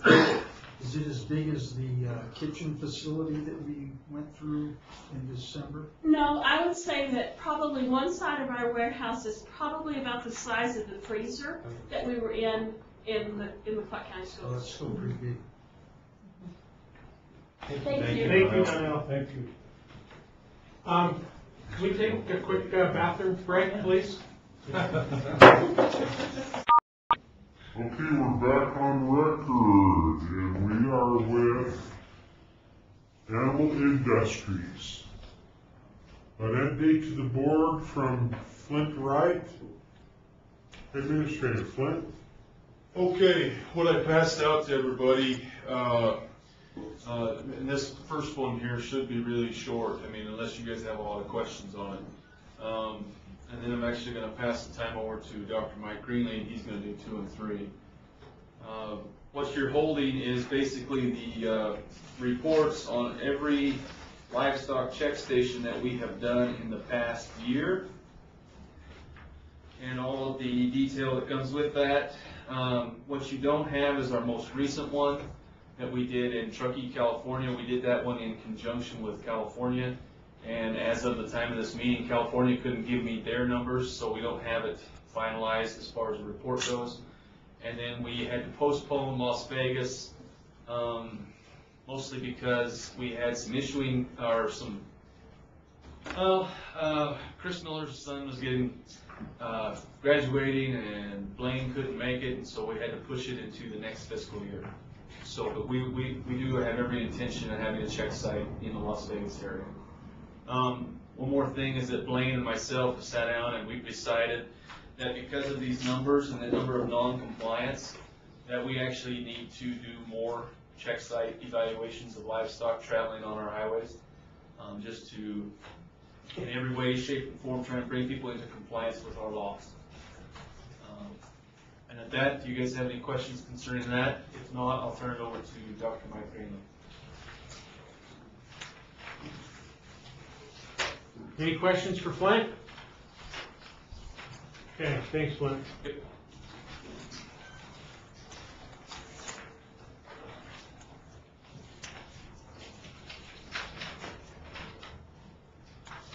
I was asked to talk to a few items under animal health and then address some, I guess, some concerns on interstate movement. And not sure where exactly that was coming from, but maybe you have any questions.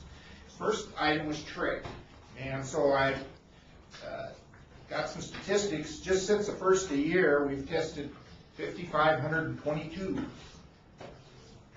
tests for trichomoniasis, and 82 are positive, which is 1.48%. On top, that doesn't seem to be too bad. But if you look at actually our individual testing, you see that about half of those came from 3 separate incidents. So they really skewed the results. If it wasn't for those, it would even be a lot lower. And the situations were, one was a put-together group of bulls that was purchased just to put on some open cows. And they had a pretty high percentage. I don't remember what it was, 15% or something like that were positive. Fortunately, in that case, there wasn't any exposure of any other herds, and so that was pretty easy to deal with. The other 2, there was one in the Paradise Valley and one in the Gerlach area that also we had some herds with unusually high prevalence. Usually when we have some positive, we're seeing 3 or 4, but we're talking about 15, 20 positive bulls in that range, and more when they retested. And another thing that was kind of linked these 2 together is one of them for sure, they put a bunch of open cows out on their allotment that they share with other people. And on the second one, the one that was at the Gerlach area, there's some question about whether that happened or not. Initially, we heard it did. Then the owner said, no, I didn't. But indicates that may have happened there as well. And so it might be something for the future to look at, the possibility of whether we want to, approach maybe tightening up our regulations a little about open cows and the sale of open cows. But, that's for another day. But anyway, it looks like that's probably one of really our great major risk factors. It is, what are we going to, if we're going to do anything about those open cows. And there is a movement really nationally, but especially regionally, to harmonize movement requirements for trick. And one of the things, quite a few states would like us to not allow pooling. Another is maybe raise that age of, minimum age for testing of bulls. And I don't think it's something, looking at statistics and everything, that's something that I would support, but I just wanted you to know that it's come up. They had a symposium back in Omaha where they approached this, and it's going to come up at Western States Livestock Health Association meeting in Tahoe in July again. And but anyway, I just want you to be aware that there is a movement. Yes. I'm sorry, would you explain the issue with open cows? Well, open cows can be carriers of trick. Most of them, after a period of time, will clear the infection, but we don't know, in an individual cow just how long that is. And there is evidence that in a few cows that can be quite lengthy. And so, somebody comes in, preg checks their cows, takes the opens, pulls them out, takes them to the market. Somebody else buys them, brings them home to their herd, puts bulls on them, and now they've spread it to their bulls. And then possibly if their bulls get out or they share an allotment, they get, infect neighbor herds as well. And they may be open because of trick. Yes, that may be the reason. Of course, it wouldn't always be the case, but with trick, they get bred and then they lose their calf, and like I said, most of the time, eventually they'll clear that infection and get over it. But especially where you don't have any history on it other than the cow is open, you don't know how long if it's happened, how long it's been. Okay, Doc, let me think about this a minute. And I'm a dummy when it comes to the cow business.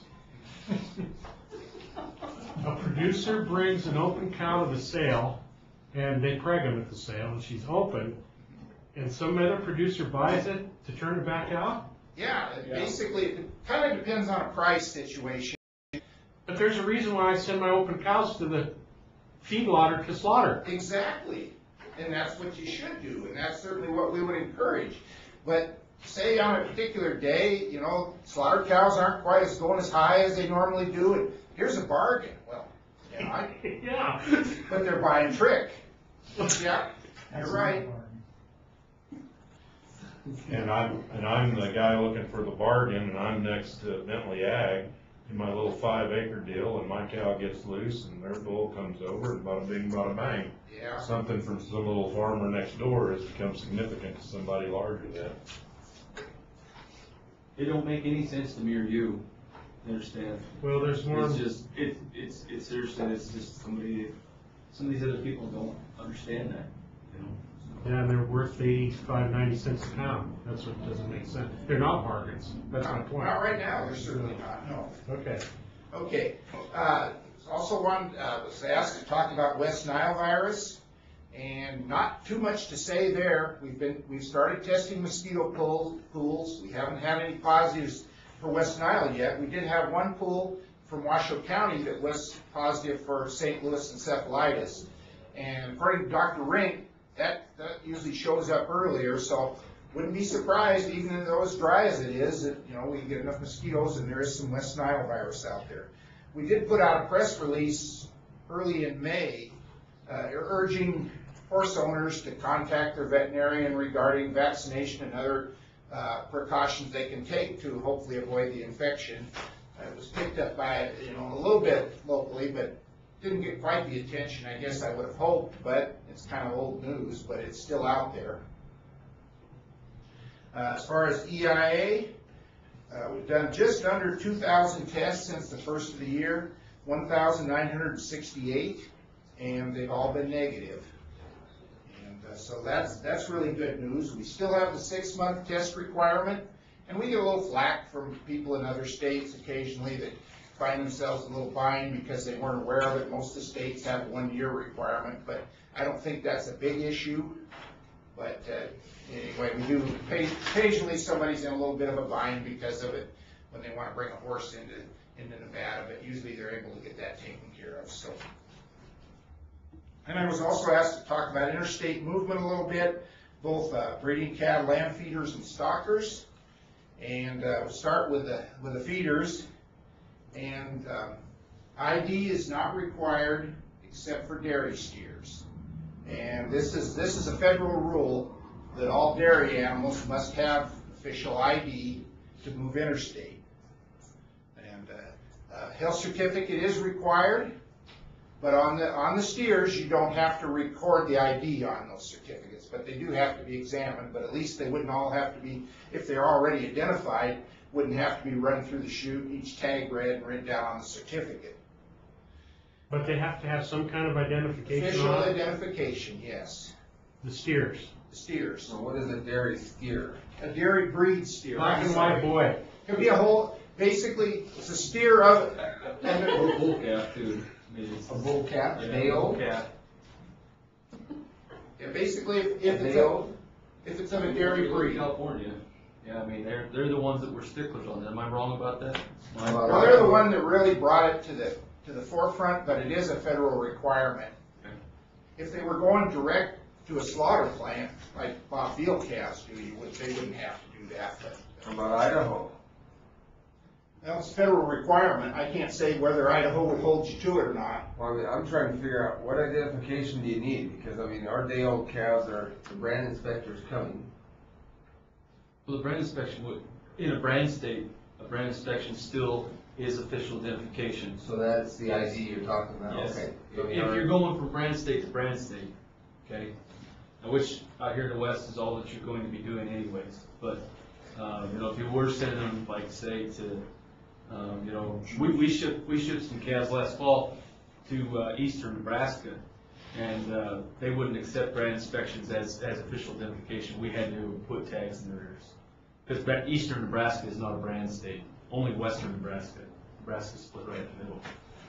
So when you say identification, I'm thinking more of an ear tag, this number. That's what the This federal, is the mother, this is federal the requirement is for dairy breed animals. Doesn't matter, steer, day-old calf, if they're of a dairy breed, they do have to have an ear tag, and the more, you know, that's basically the official ID. But they don't have to have each number translated on the paperwork. That is correct. Unless they're a cow, Yeah. which is normally handled by a back tag. Yep. But if they're, don't have back tags, let's say a buyer for Cargill goes out and buys a bunch of dairy cows at Allen's, each ear tag needs to be identified Yep. on the brand inspection. That's correct. So I'm just trying to figure out if I'm in compliance here. So the brand inspector comes, so what are they doing then? Because I know we don't have ear tags in them. Well, all I can tell So you what are is they brand inspecting? they're dairy breed animals. Okay. They have to have official ID, and that's an ear tag.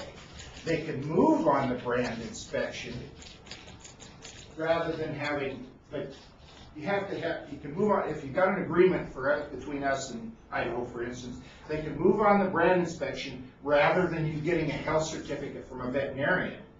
But federal rule says that they have to have official ID in them. So what is this ear tag supposed to say? It's got a number, and basically what it is, we could issue them to you, and it allows traceability back to where those animals came from in the event of a disease situation. We've issued them to a number of dairy producers just for that purpose with their young calves.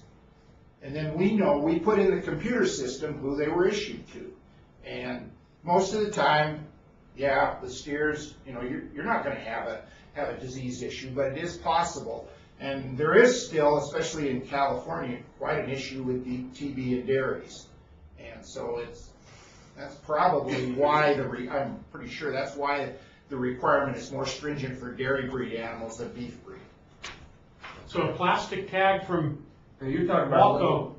Metal one then, Well, it doesn't have to be a metal tag, but it has to be an official tag. There are some plastic ones as well. They have the official U.S. shield on them. It could be one of the 840 RFID tags, which I don't know why you would put those in a steer, but you could. But we will supply the metal tags to producers so that they're in compliance. Now, like I said, you have a brand inspection, that costs you a lot less probably than having the veterinarian come out and do a CBI. But, Mr. Chairman? Mr. Sprouling, how can I help you, sir? Well, I just wanted to add maybe a little bit to the discussion on these ID tags and these steer dairy calves, in that they don't need to be listed on a health certificate or on the brand inspection itself as a list, but there has to be some verification as to where the calf came from. That means it would, in some document someplace in the system, it has to say these tags were issued to the Prazo Dairy. And so that any tag that was in that comes up out of that group, no matter where they went, they would know that at least the herd of origin. But you don't have to, but they're not going to have individual movements to different areas individually, because you haven't listed them on the brand inspection or on a health certificate. Unless they're going to slaughter. Straight to slaughter. Straight to slaughter. Just a brand inspection's good. But if they're going to feed, that's one of the first questions that Truckee has asked, Alan, is are they going to slaughter or to feeding? If you say feeding, that triggers ID. And one of the things that, I mean, yeah, so we know where they came from, and I certainly recommend when I talk with people, okay, when you put, 100 tags and calves on this date, keep it in a little notebook so you know, just here's the range I put in on this date, just in case there's ever a trace back, you could probably link it up with the brand inspection you had done at that time and say, yeah, it looks like this is where they went. So it would just help us with the trace, but it isn't absolutely required. But, at least okay, hey, yeah, I sold these calves. You're probably going to know anyway because your routine practices of when you sell the calves, but you'll know, okay, yeah, I sold it on this date and this is where they went, and it would help us. Thank you. Doc, are you guys requiring both Saleyards and Fallon to vaccinate juvenile heifers for bangs? Are we requiring them to vaccinate them? Well, it depends on what their purpose is, but they can't be sold. And if they're under 12 months of age, then they need to be vaccinated. If they're over 12 months of age, they're out of luck. They're going to have to go to slaughter or back to the farm of origin. They can't be sold. But if they're under 12 months, they can be vaccinated to be sold to go out to the country. As replacement animals, please. As replacement animals, right. And breeding cattle, if they're beef breed cattle and they're under 18 months of age, they don't have to, doesn't have to be recorded on a certificate. The requirements are going to be coming later on that.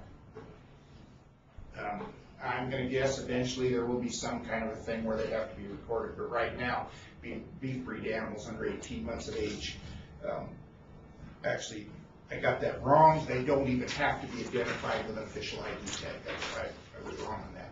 But they do have to still have a CVI, but obviously if they don't have to have ID, it doesn't have to be recorded.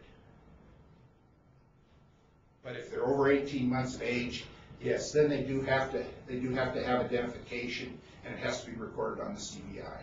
With a few exceptions. Commuter herd agreements, it's one. They don't have to have a CVI, or ID doesn't have to be recorded. They can just move interstate on grant certificate. We need to get you a commuter agreement if we can. Save you some money.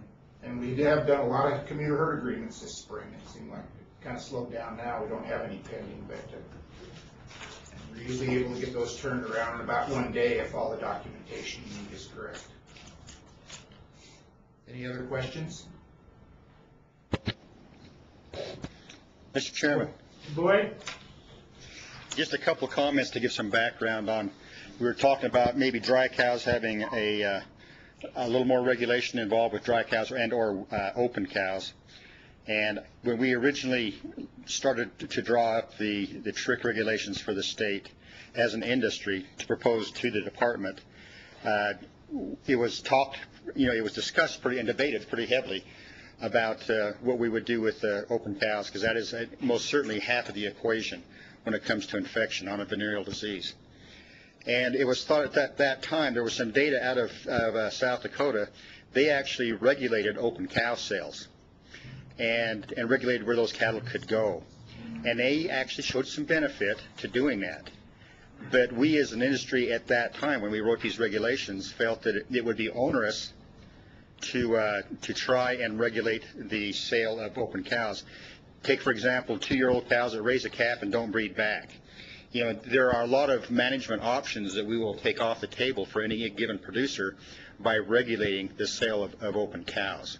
The second thing is we have a tough enough time regulating our current law on bulls and the need for testing and the compliance of testing on adjacent herds. So I think the compliance factor on cows would be a very tough task, if not impossible. The other thing, you mentioned that, why would the cows be so valuable right now, and why would they go back to when they're sold for 80 cents, why would they go anywhere besides slaughter?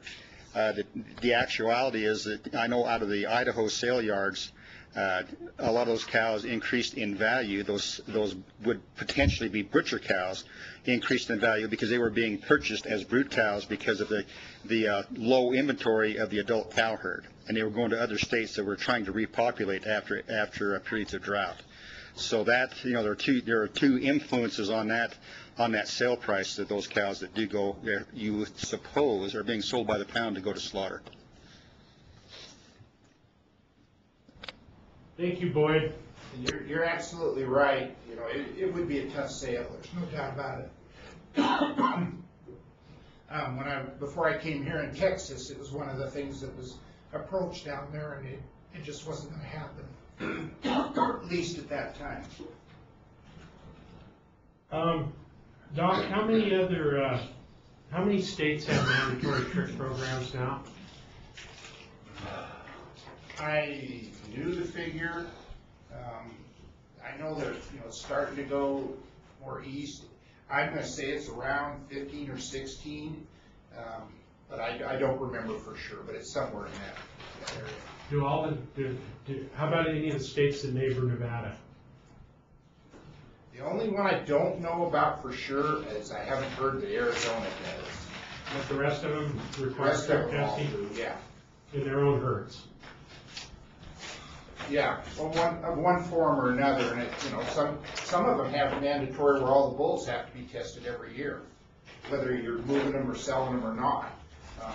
Do they require that cows from Nevada be tested before they leave? I don't know of any that do that, and testing in cows is not very reliable, and I don't know anybody that requires a test on them.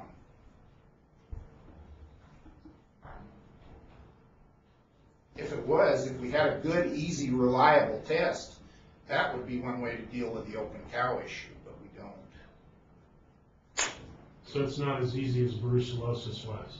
Well, some people could say that's a joke. If we had a serological test, that's certainly easier to perform, but we don't. And even culture, if you get a positive, that does mean something. But if it's negative, it's hard to say that cow still doesn't have trick.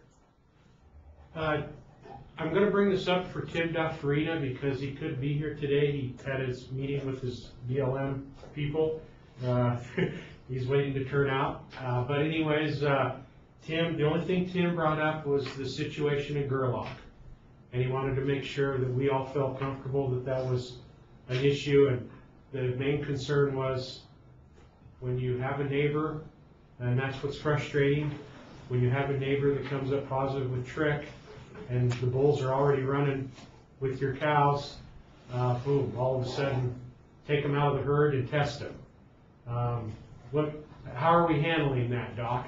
All the neighbors that we find out about, and I wish we had the time and the field force to actually visit the area, but we don't. But we rely on when we find a positive herd, basically who are your neighbors, maybe has there been some commingling, that kind of thing, and we get our list, and then we contact all of them, and we put them under hold order. They have a year to test.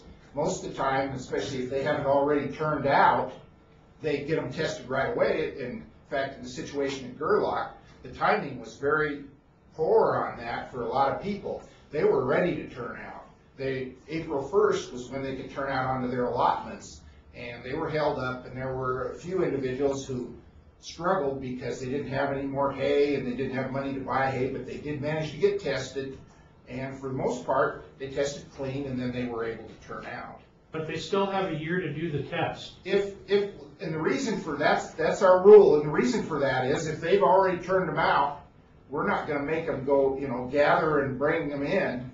Okay, well, in this case, if they're days from turning out, the hay's short, the neighbor tests positive, you wouldn't want them to turn out and give them a year. Exactly. You They wanna- don't, they can't, they're under hold order. They Okay. can't turn out. They have a year to get tested if they wanna keep them home and keep feeding them. But they can be under a hold order if the bulls are with the cows, then they have a year to test them, Yes, that is correct. as long as they're already turned out. It's not the best situation. No. But I'm sure when that rule, it was probably more palatable than requiring them to get, after they've just turned out, to turn around and gather them and bring them in, especially that can be very hard if they've got pretty good forage out there. The trick here was trying to get somebody out there to test them in a reasonable time and get the results back. Yeah. That's the killer. Well, we get, if they get them into our lab, we get pretty good turnaround, but, especially with a PCR test, they can get that turnaround pretty quick. But it's a few day process, but it isn't as long as culture where you're have to look at them every day for a period of a number of days before you can declare them negative. Okay. Ramona? Well, we had a similar situation. Gary Snow, the BLM had brought Gary Snow in on top of us, and he tested it up in Eureka County, I think, positive for trick, moved him in the meantime, dumped him in on top of us, and then everybody else was notified except for us. So, anyway. So, yeah, due diligence of neighbors. Were you not- positive? Huh? Were Yeah, we had to you test. did get some, but I mean, you tested, were you negative? Yeah, this was several years ago. Yeah, well, fortunately, and most of the time, that's what happens, but not always. Well, it was the notice problem. Yeah. Because everybody else got notified except for us. Yeah, and if they forget somebody, a lot of times, and we have had a circumstance where that happened, and they happened to, then later on, were identified from another one, and we found them and got them tested. But, yeah, I mean, we go by, try to, okay, can you think of your neighbors? I'll call you back in a couple of days, give me the list, and that kind of thing. And it works pretty good, but it's not perfect. It's not perfect, yeah. I wish we could do it like we did with brucellosis, where we went out and visited the guy, saw where his allotment was, went to the county, the courthouse, got a map of the area, who owns all these properties, and then check them all out, who has cows, who doesn't. But, we just don't have the personnel to do that. We will have a map for you that is better than what you currently have in the coming days. Robert Little and I actually created it for sage grouse, and I thought about it at the time, but we can actually use that so that you'll be able to look at every individual allotment.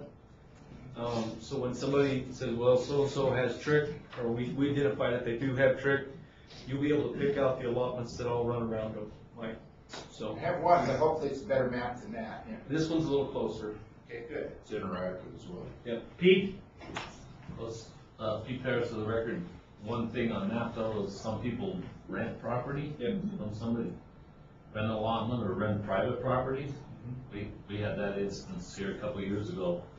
And we missed a golden opportunity to test somebody that didn't because that never test. It was all on private, but it would have been a golden opportunity. So if you can get the word out or ask around to get who the neighbors are, it would make a big help. Cause most of the time, they're pretty good about that because they think that's where they got it from, is the neighbors. Okay, anything more, Doc? No. Thank you. Thanks, Mark. Okay, yeah. All right, clock's ticking. All right. We already covered this, so I don't want to beat a dead horse, but there is some house cleaning things we need to say about the Wyman Bundy issue, and that the first part of it is that it's not over. This will not be the last time that this board has to discuss Wyman Bundy and the actions that are taken against him. It probably won't be the last time that myself and our staff have to get involved with the situation. So just be aware of that. And then if you want more information to take home on it, I do have a handout. If you want it, I'll give it to you. Otherwise, you've pretty much been told everything that went on. Second of all, I want to thank Ramona Morrison for thanking my staff, she said that we looked like we had steel nerves, but that really wasn't the case. And then, last but not least, Tim DeLong, who I wish was still here, he asked the question, is BLM on trespass on Clive and Bundy? Yes, they are, but at the same time, Clive and Bundy also took 8 cows that we identified in the sale barn last week. So didn't Clive and Bundy just steal cattle from BLM? Yes, they did. So there's a lot of really kind of gray stuff, and we are just going to kind of stand by until we kind of know which way the wind's blowing before we jump in the middle of anything. And I'll take your question just real quick. I have information and that I can tell you that Clyde and Bunny has not owned that ranch since 1874. His family has not owned that ranch since 1874. So everything you hear that comes out of Clyde and Bundy's mouth is not necessarily true. At the same time, everything you hear that comes from BLM is also not necessarily true. Okay, so be very, very careful who you listen to in this thing. All right. Myself and Director Barbie do work very hard at trying to make sure that everything we tell you about it is true. Okay, and I'm not going to say we're perfect, but we do try to do that. Ramona? What is the BLM saying they're getting ready to do another gather? They have not mentioned. They have not said that. They've said that they want to handle this administratively. They can't be that crazy. I mean, you would hope that they can't be that crazy. Okay, then we're back to what we were discussing earlier.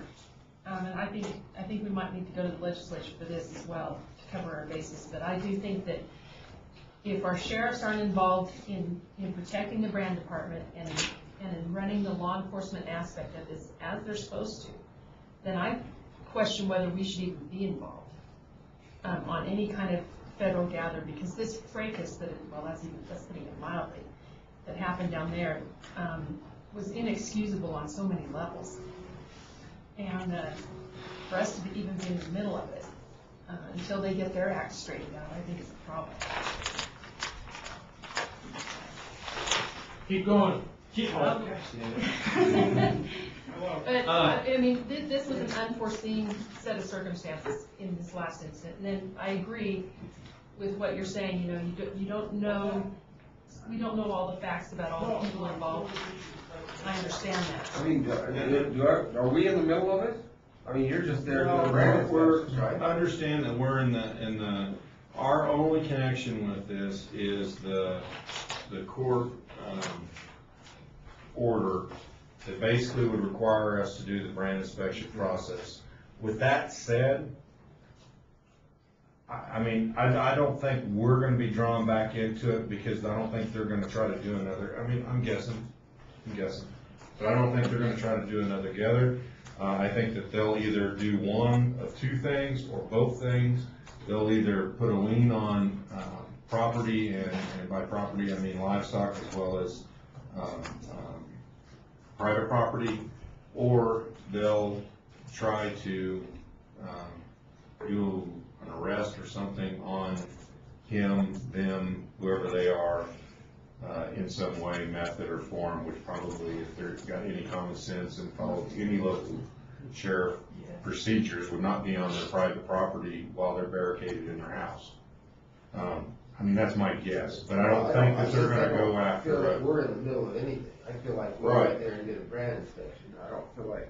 Well, I gotta contradict you there, Jim, and it's that they could establish those cattle as a stray and feral. They did that with the McLeod cattle. Again, but we're doing what we were doing before, which is an ownership thing, and they would have to go in there and gather them, because we're not. No different than we're not gathering any other stray and feral, and we're not going to get. I can just tell you right now, I'm not going to go down there and give anyone directive to go in and deal with that in that situation, just based on our size, capacity, and ability to protect ourselves. It's not going to happen. Okay. So it's going to have to come, and I think that BLM has to have at this point figured out that it's like we had talked about previously. There's a path of least resistance here, and that's to go after through the court system or whatever their property. You're right, and I guess I shouldn't have spoke up. So No. I didn't mean it that way. I'm just saying that we're not gonna allow them, they may want us to, I mean, BLM wants us to do a lot of things. They wanted us to be a cooperator with them on this, action, but. Well, that dog won't hunt. I don't see how, in court order or not, and we now know the history behind why the state law was changed. And I think it was a good idea. I mean, they have to have their I's dotted and the T's crossed. Not just a signature of some bureaucrat. But even though without the court order, the reason I asked Flint, was there anything good that came out of it? There was. A neighbor got his cattle back. And I'll go on the record, because nobody else will, it's okay, I don't take my $80 a meeting, it won't bother me if I don't get it anymore. And Mr. Jones said it's the only time he's gotten cattle back from the guy. That's irrelevant. Okay, so I Ramona, understand. being it's irrelevant, all that's going through my mind right now is. I mean, I agree with that, that's good, but. The study's going on right now, there's a movement to get the federal land into the state control. And I'm thinking to myself, are people really in the process of being so excited of that process? The first thing that comes to my mind is the state will never go through this process if the state owns the land. And I'm like, we've got problems with neighbors on top of our permits. And it falls on deaf ears when we make the phone call. That's not fair. But however, if you go back and read the statutes, you have the right to gather those trespass cows, as does, in this case, the BLM did have the right to gather. They had the right to go after those cattle, but they didn't have the right to impersonate police officers. And that was the problem. And that's your only issue, Ramona? Yeah. Yeah. It was when they showed up with the federal acting as police officers, with no police authority whatsoever, never granted to them by Congress. And the sheriff abdicated his own constitutional duties to allow them to be police officers. That's when you saw 1,000 people show up. I had no problem with the gather. Bundy screwed his own case up. That's not my fault. But the business of playing cops and robbers down there and somebody's ego trip of 200 thugs surrounding a ranch, are you kidding me? Well, I just. And I'll tell you, you have it happen to you once, and you'll have a whole different attitude. Yeah, I'm sure. And this has happened repeatedly in the state of Nevada, and we only slowed it down when we finally got that court order language put in the statute. But here's one of the problems is we found this out when we have an issue with stolen cattle, is we get a lot of deaf ears when it comes to the local agencies. It's not a priority on their list. Yep. So I'm thinking to myself, okay, Mr. Gillespie does not want to be a part of this. He From signed day up one. for the job. I know, but He took that oath. I'm in BLM's position, and Gillespie doesn't want to do his job. We got to go get these cattle. They can gather. I think they could theoretically pack guns for themselves. They just can't be wearing a badge and having cop cars. That was the problem.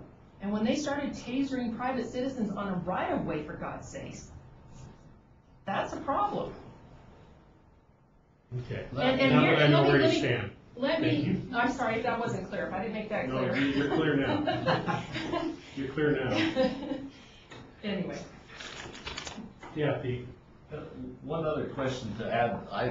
I agreed with what Ramona's saying. The gather is one thing, but this police action, we on our own operation last year, they come out there and tried to confiscate our water truck. Because we're hauling waters, which is like a tractor to us. It's not a licensed vehicle. It's up there in the top of the Ruby Mountains, an old 6x6 military vehicle. We parked it. They went up there and put a tag on the window that said this truck was going to be removed from the Forest Service at our expense because it wasn't a licensed vehicle. I mean, it's a tractor or an implement or a sheep camper or whatever we was doing. Did you have red fuel in the tank? It did. But a tractor can have red fuel. A water truck, a 6x6 military truck is not something that goes up and down Interstate 80. You're going to town there, right? He goes to the czar. What do you mean? They were going to confiscate the truck. I mean, they don't have that kind of right in police power. Please read the article that I gave you, because it explains this. And we're state officials. If we don't understand it, how can we expect anybody else to understand it? I know. And what you're saying in there is you don't want to put our people in harm's way, which I... enable an absolute breach of the peace to occur by our participation. We make it rather difficult when we say, you get the sheriff in there, you get the sheriff to run that police action, we'll be happy to serve you just like we would anybody else. That's all we have to do. And, you know, and that's what Sheriff DeMeo did in my county. He did it twice. They threatened to arrest him, and he still did. Gillespie just decided to crawl under his desk. And as far as I'm concerned, Gillespie, if he could be tarred and feathered, should be tarred and feathered, because he damn near allowed a massacre to occur to him.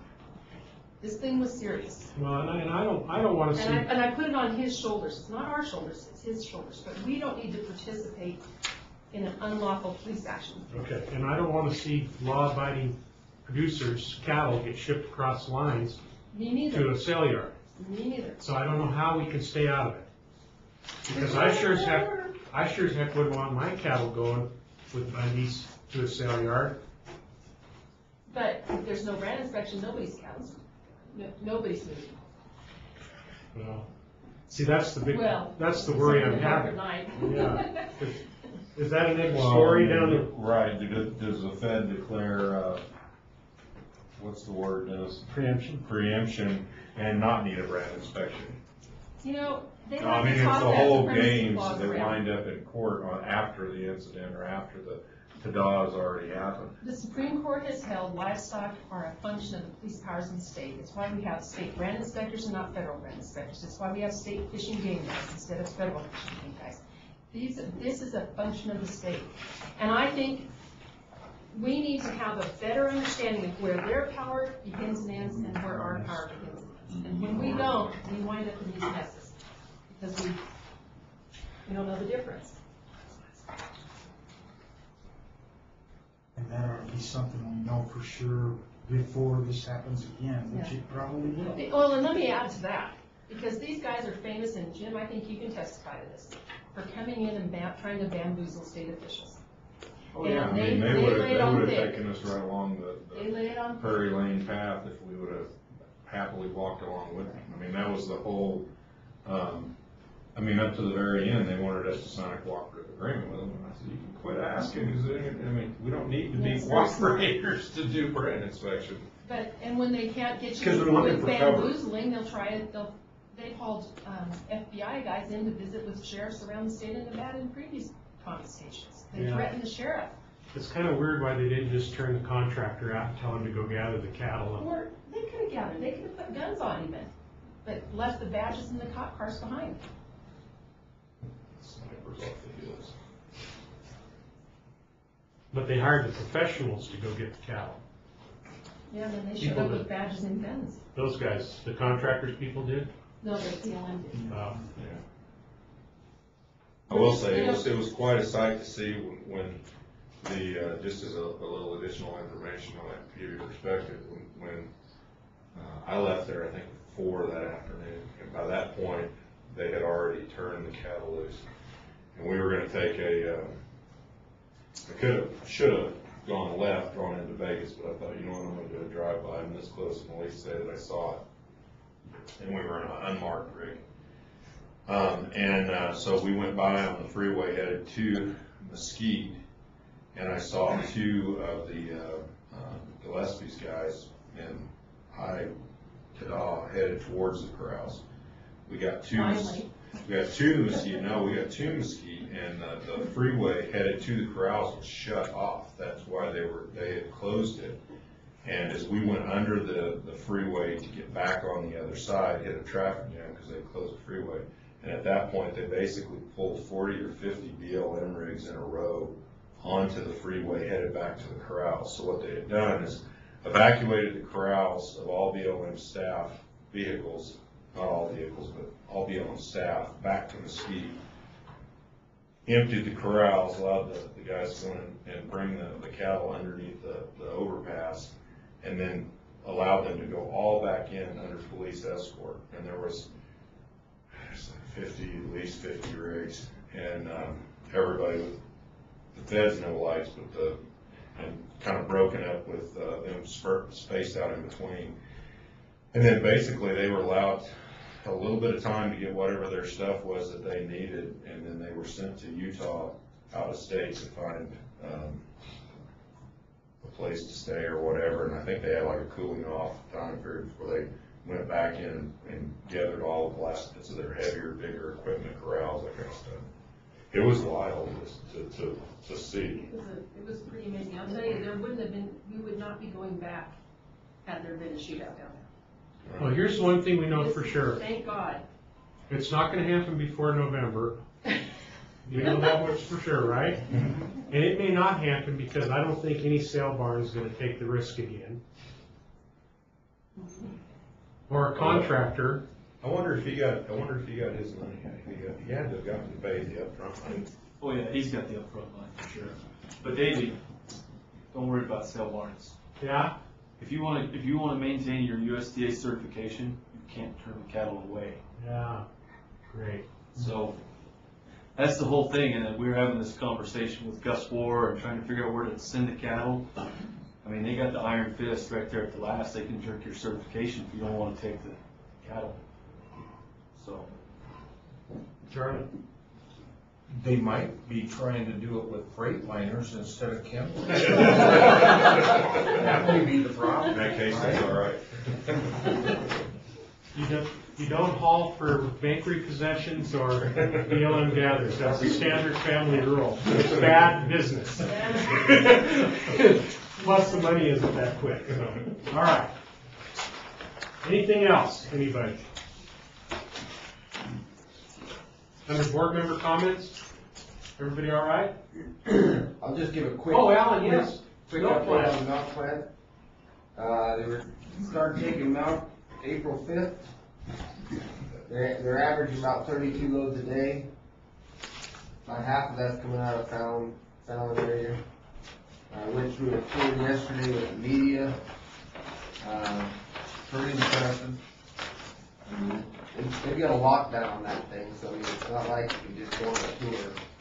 I mean, we literally had to put on over an outfit and go over a bench, put one booty on at a time, and then we'd walk into a certain zoned area, another zoned area, we had to put on another booty, and, I mean, it's all pretty high-tech and sanitary. Probably more than if it was actually done in China. Probably so. But anyway, as far as that goes, everything's automated, for the pallet stacker thing, that robotic arm was stacking those pallets. And Now, are they warehousing? the warehouse was full of powder. Are trucks leaving though? They've left. There's Okay. 59 crates on a boat to China. All on freight lines. So, it's a crate. The freights that go overseas are what, 8 feet by 4 The feet. containers. Those containers, yeah. I mean, I saw a picture of it, Mr. Chairman? Yes, go ahead. I wanted to ask Alan, you said about half was coming from the Fallon area of the milk supply. Where does the remainder come from? It's out of California. What they've done is everything's traceable. We talk about these calves, where they came from or whatever. All the milk that goes into that plant is traceable back to the dairies that it came from. And so they've got several dairy pulled over there in California that they've qualified that the quality's good enough to go there, and They have something out of Idaho too, don't they? Because I thought we had a milk truck that crashed on the way there coming out of Idaho. coming out of Idaho to Fallon. Yeah, this has been about 3-4 weeks ago. If there was, they didn't talk about that yesterday. They just mentioned the select Well, after areas they of got crashed, California. maybe they can't come out here anymore. And, Must have been freight lines. Had 17 dairies in Fallon, Churchill area, so. Now, are they, realistically, has more dairies increased their herds, like your family's still working on the barn? They're gonna go ahead and whittle these California guys out? Yeah, oh yeah, well, I mean, obviously, it'd be a lot better if it was covered local. Because of the freight. Because of the freight. I mean, when we were going to California, it was $1.80 a hundredweight haul, and now it's gonna be 36 cents a hundredweight, so I mean, even though the powder price is quite a bit less, it's not about 40 less, so it should be Good. And the stability of the market in our area gives us an opportunity to grow, so anyway. Are there any other dairy producers in Nevada other than the Fallon area? There are some in Yerington. There's a dairy in Smith Valley being built, about 3,200 cow dairy, double 50 over there. Got a little problem over there right now. They got a little bit of Neighbors. Yeah. They'll hopefully be able to work through that. So that production will also be going to the plant, most of the Correct, majority of that? Yep. Can't get the permits. Lungs still have a dairy? I don't think there's a dairy in there. If there is, it doesn't come this way. It must be over Utah. Oh, Amagosa. No, those dairies down there, they go to a different plant. Okay. We're talking northern Nevada. So, anyway. Great. Thank you very much, Alan. All right, if there's nothing else, public comment? I think we're out of public, aren't we? Everybody's on the dole? Okay. What's the date? Yes, let's look at a date. I would propose Wednesday, August 6th. Is that a starting point we can look at? August. Which would be our, August or September?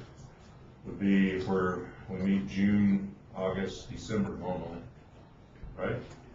Yeah, but I think, I was gonna tell you, I'll just tell you publicly that if things come about with some of the letters that we opted to do today, that we may have to meet again earlier.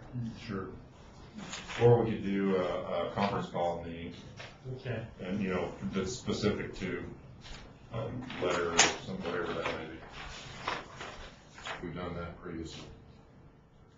Okay, August what again, 6th? I was looking at August 6th, which would put us at the next quarter benchmark.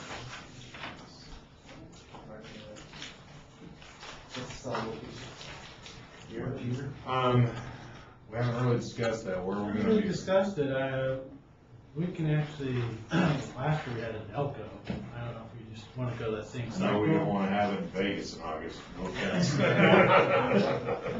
what would you? What's wrong? Wait a minute, I froze. I froze at Paul's tour that night. All I had was my suit on, it was like, Good for that. August in Vegas is like last August, it'll rain almost everywhere. Right, yeah.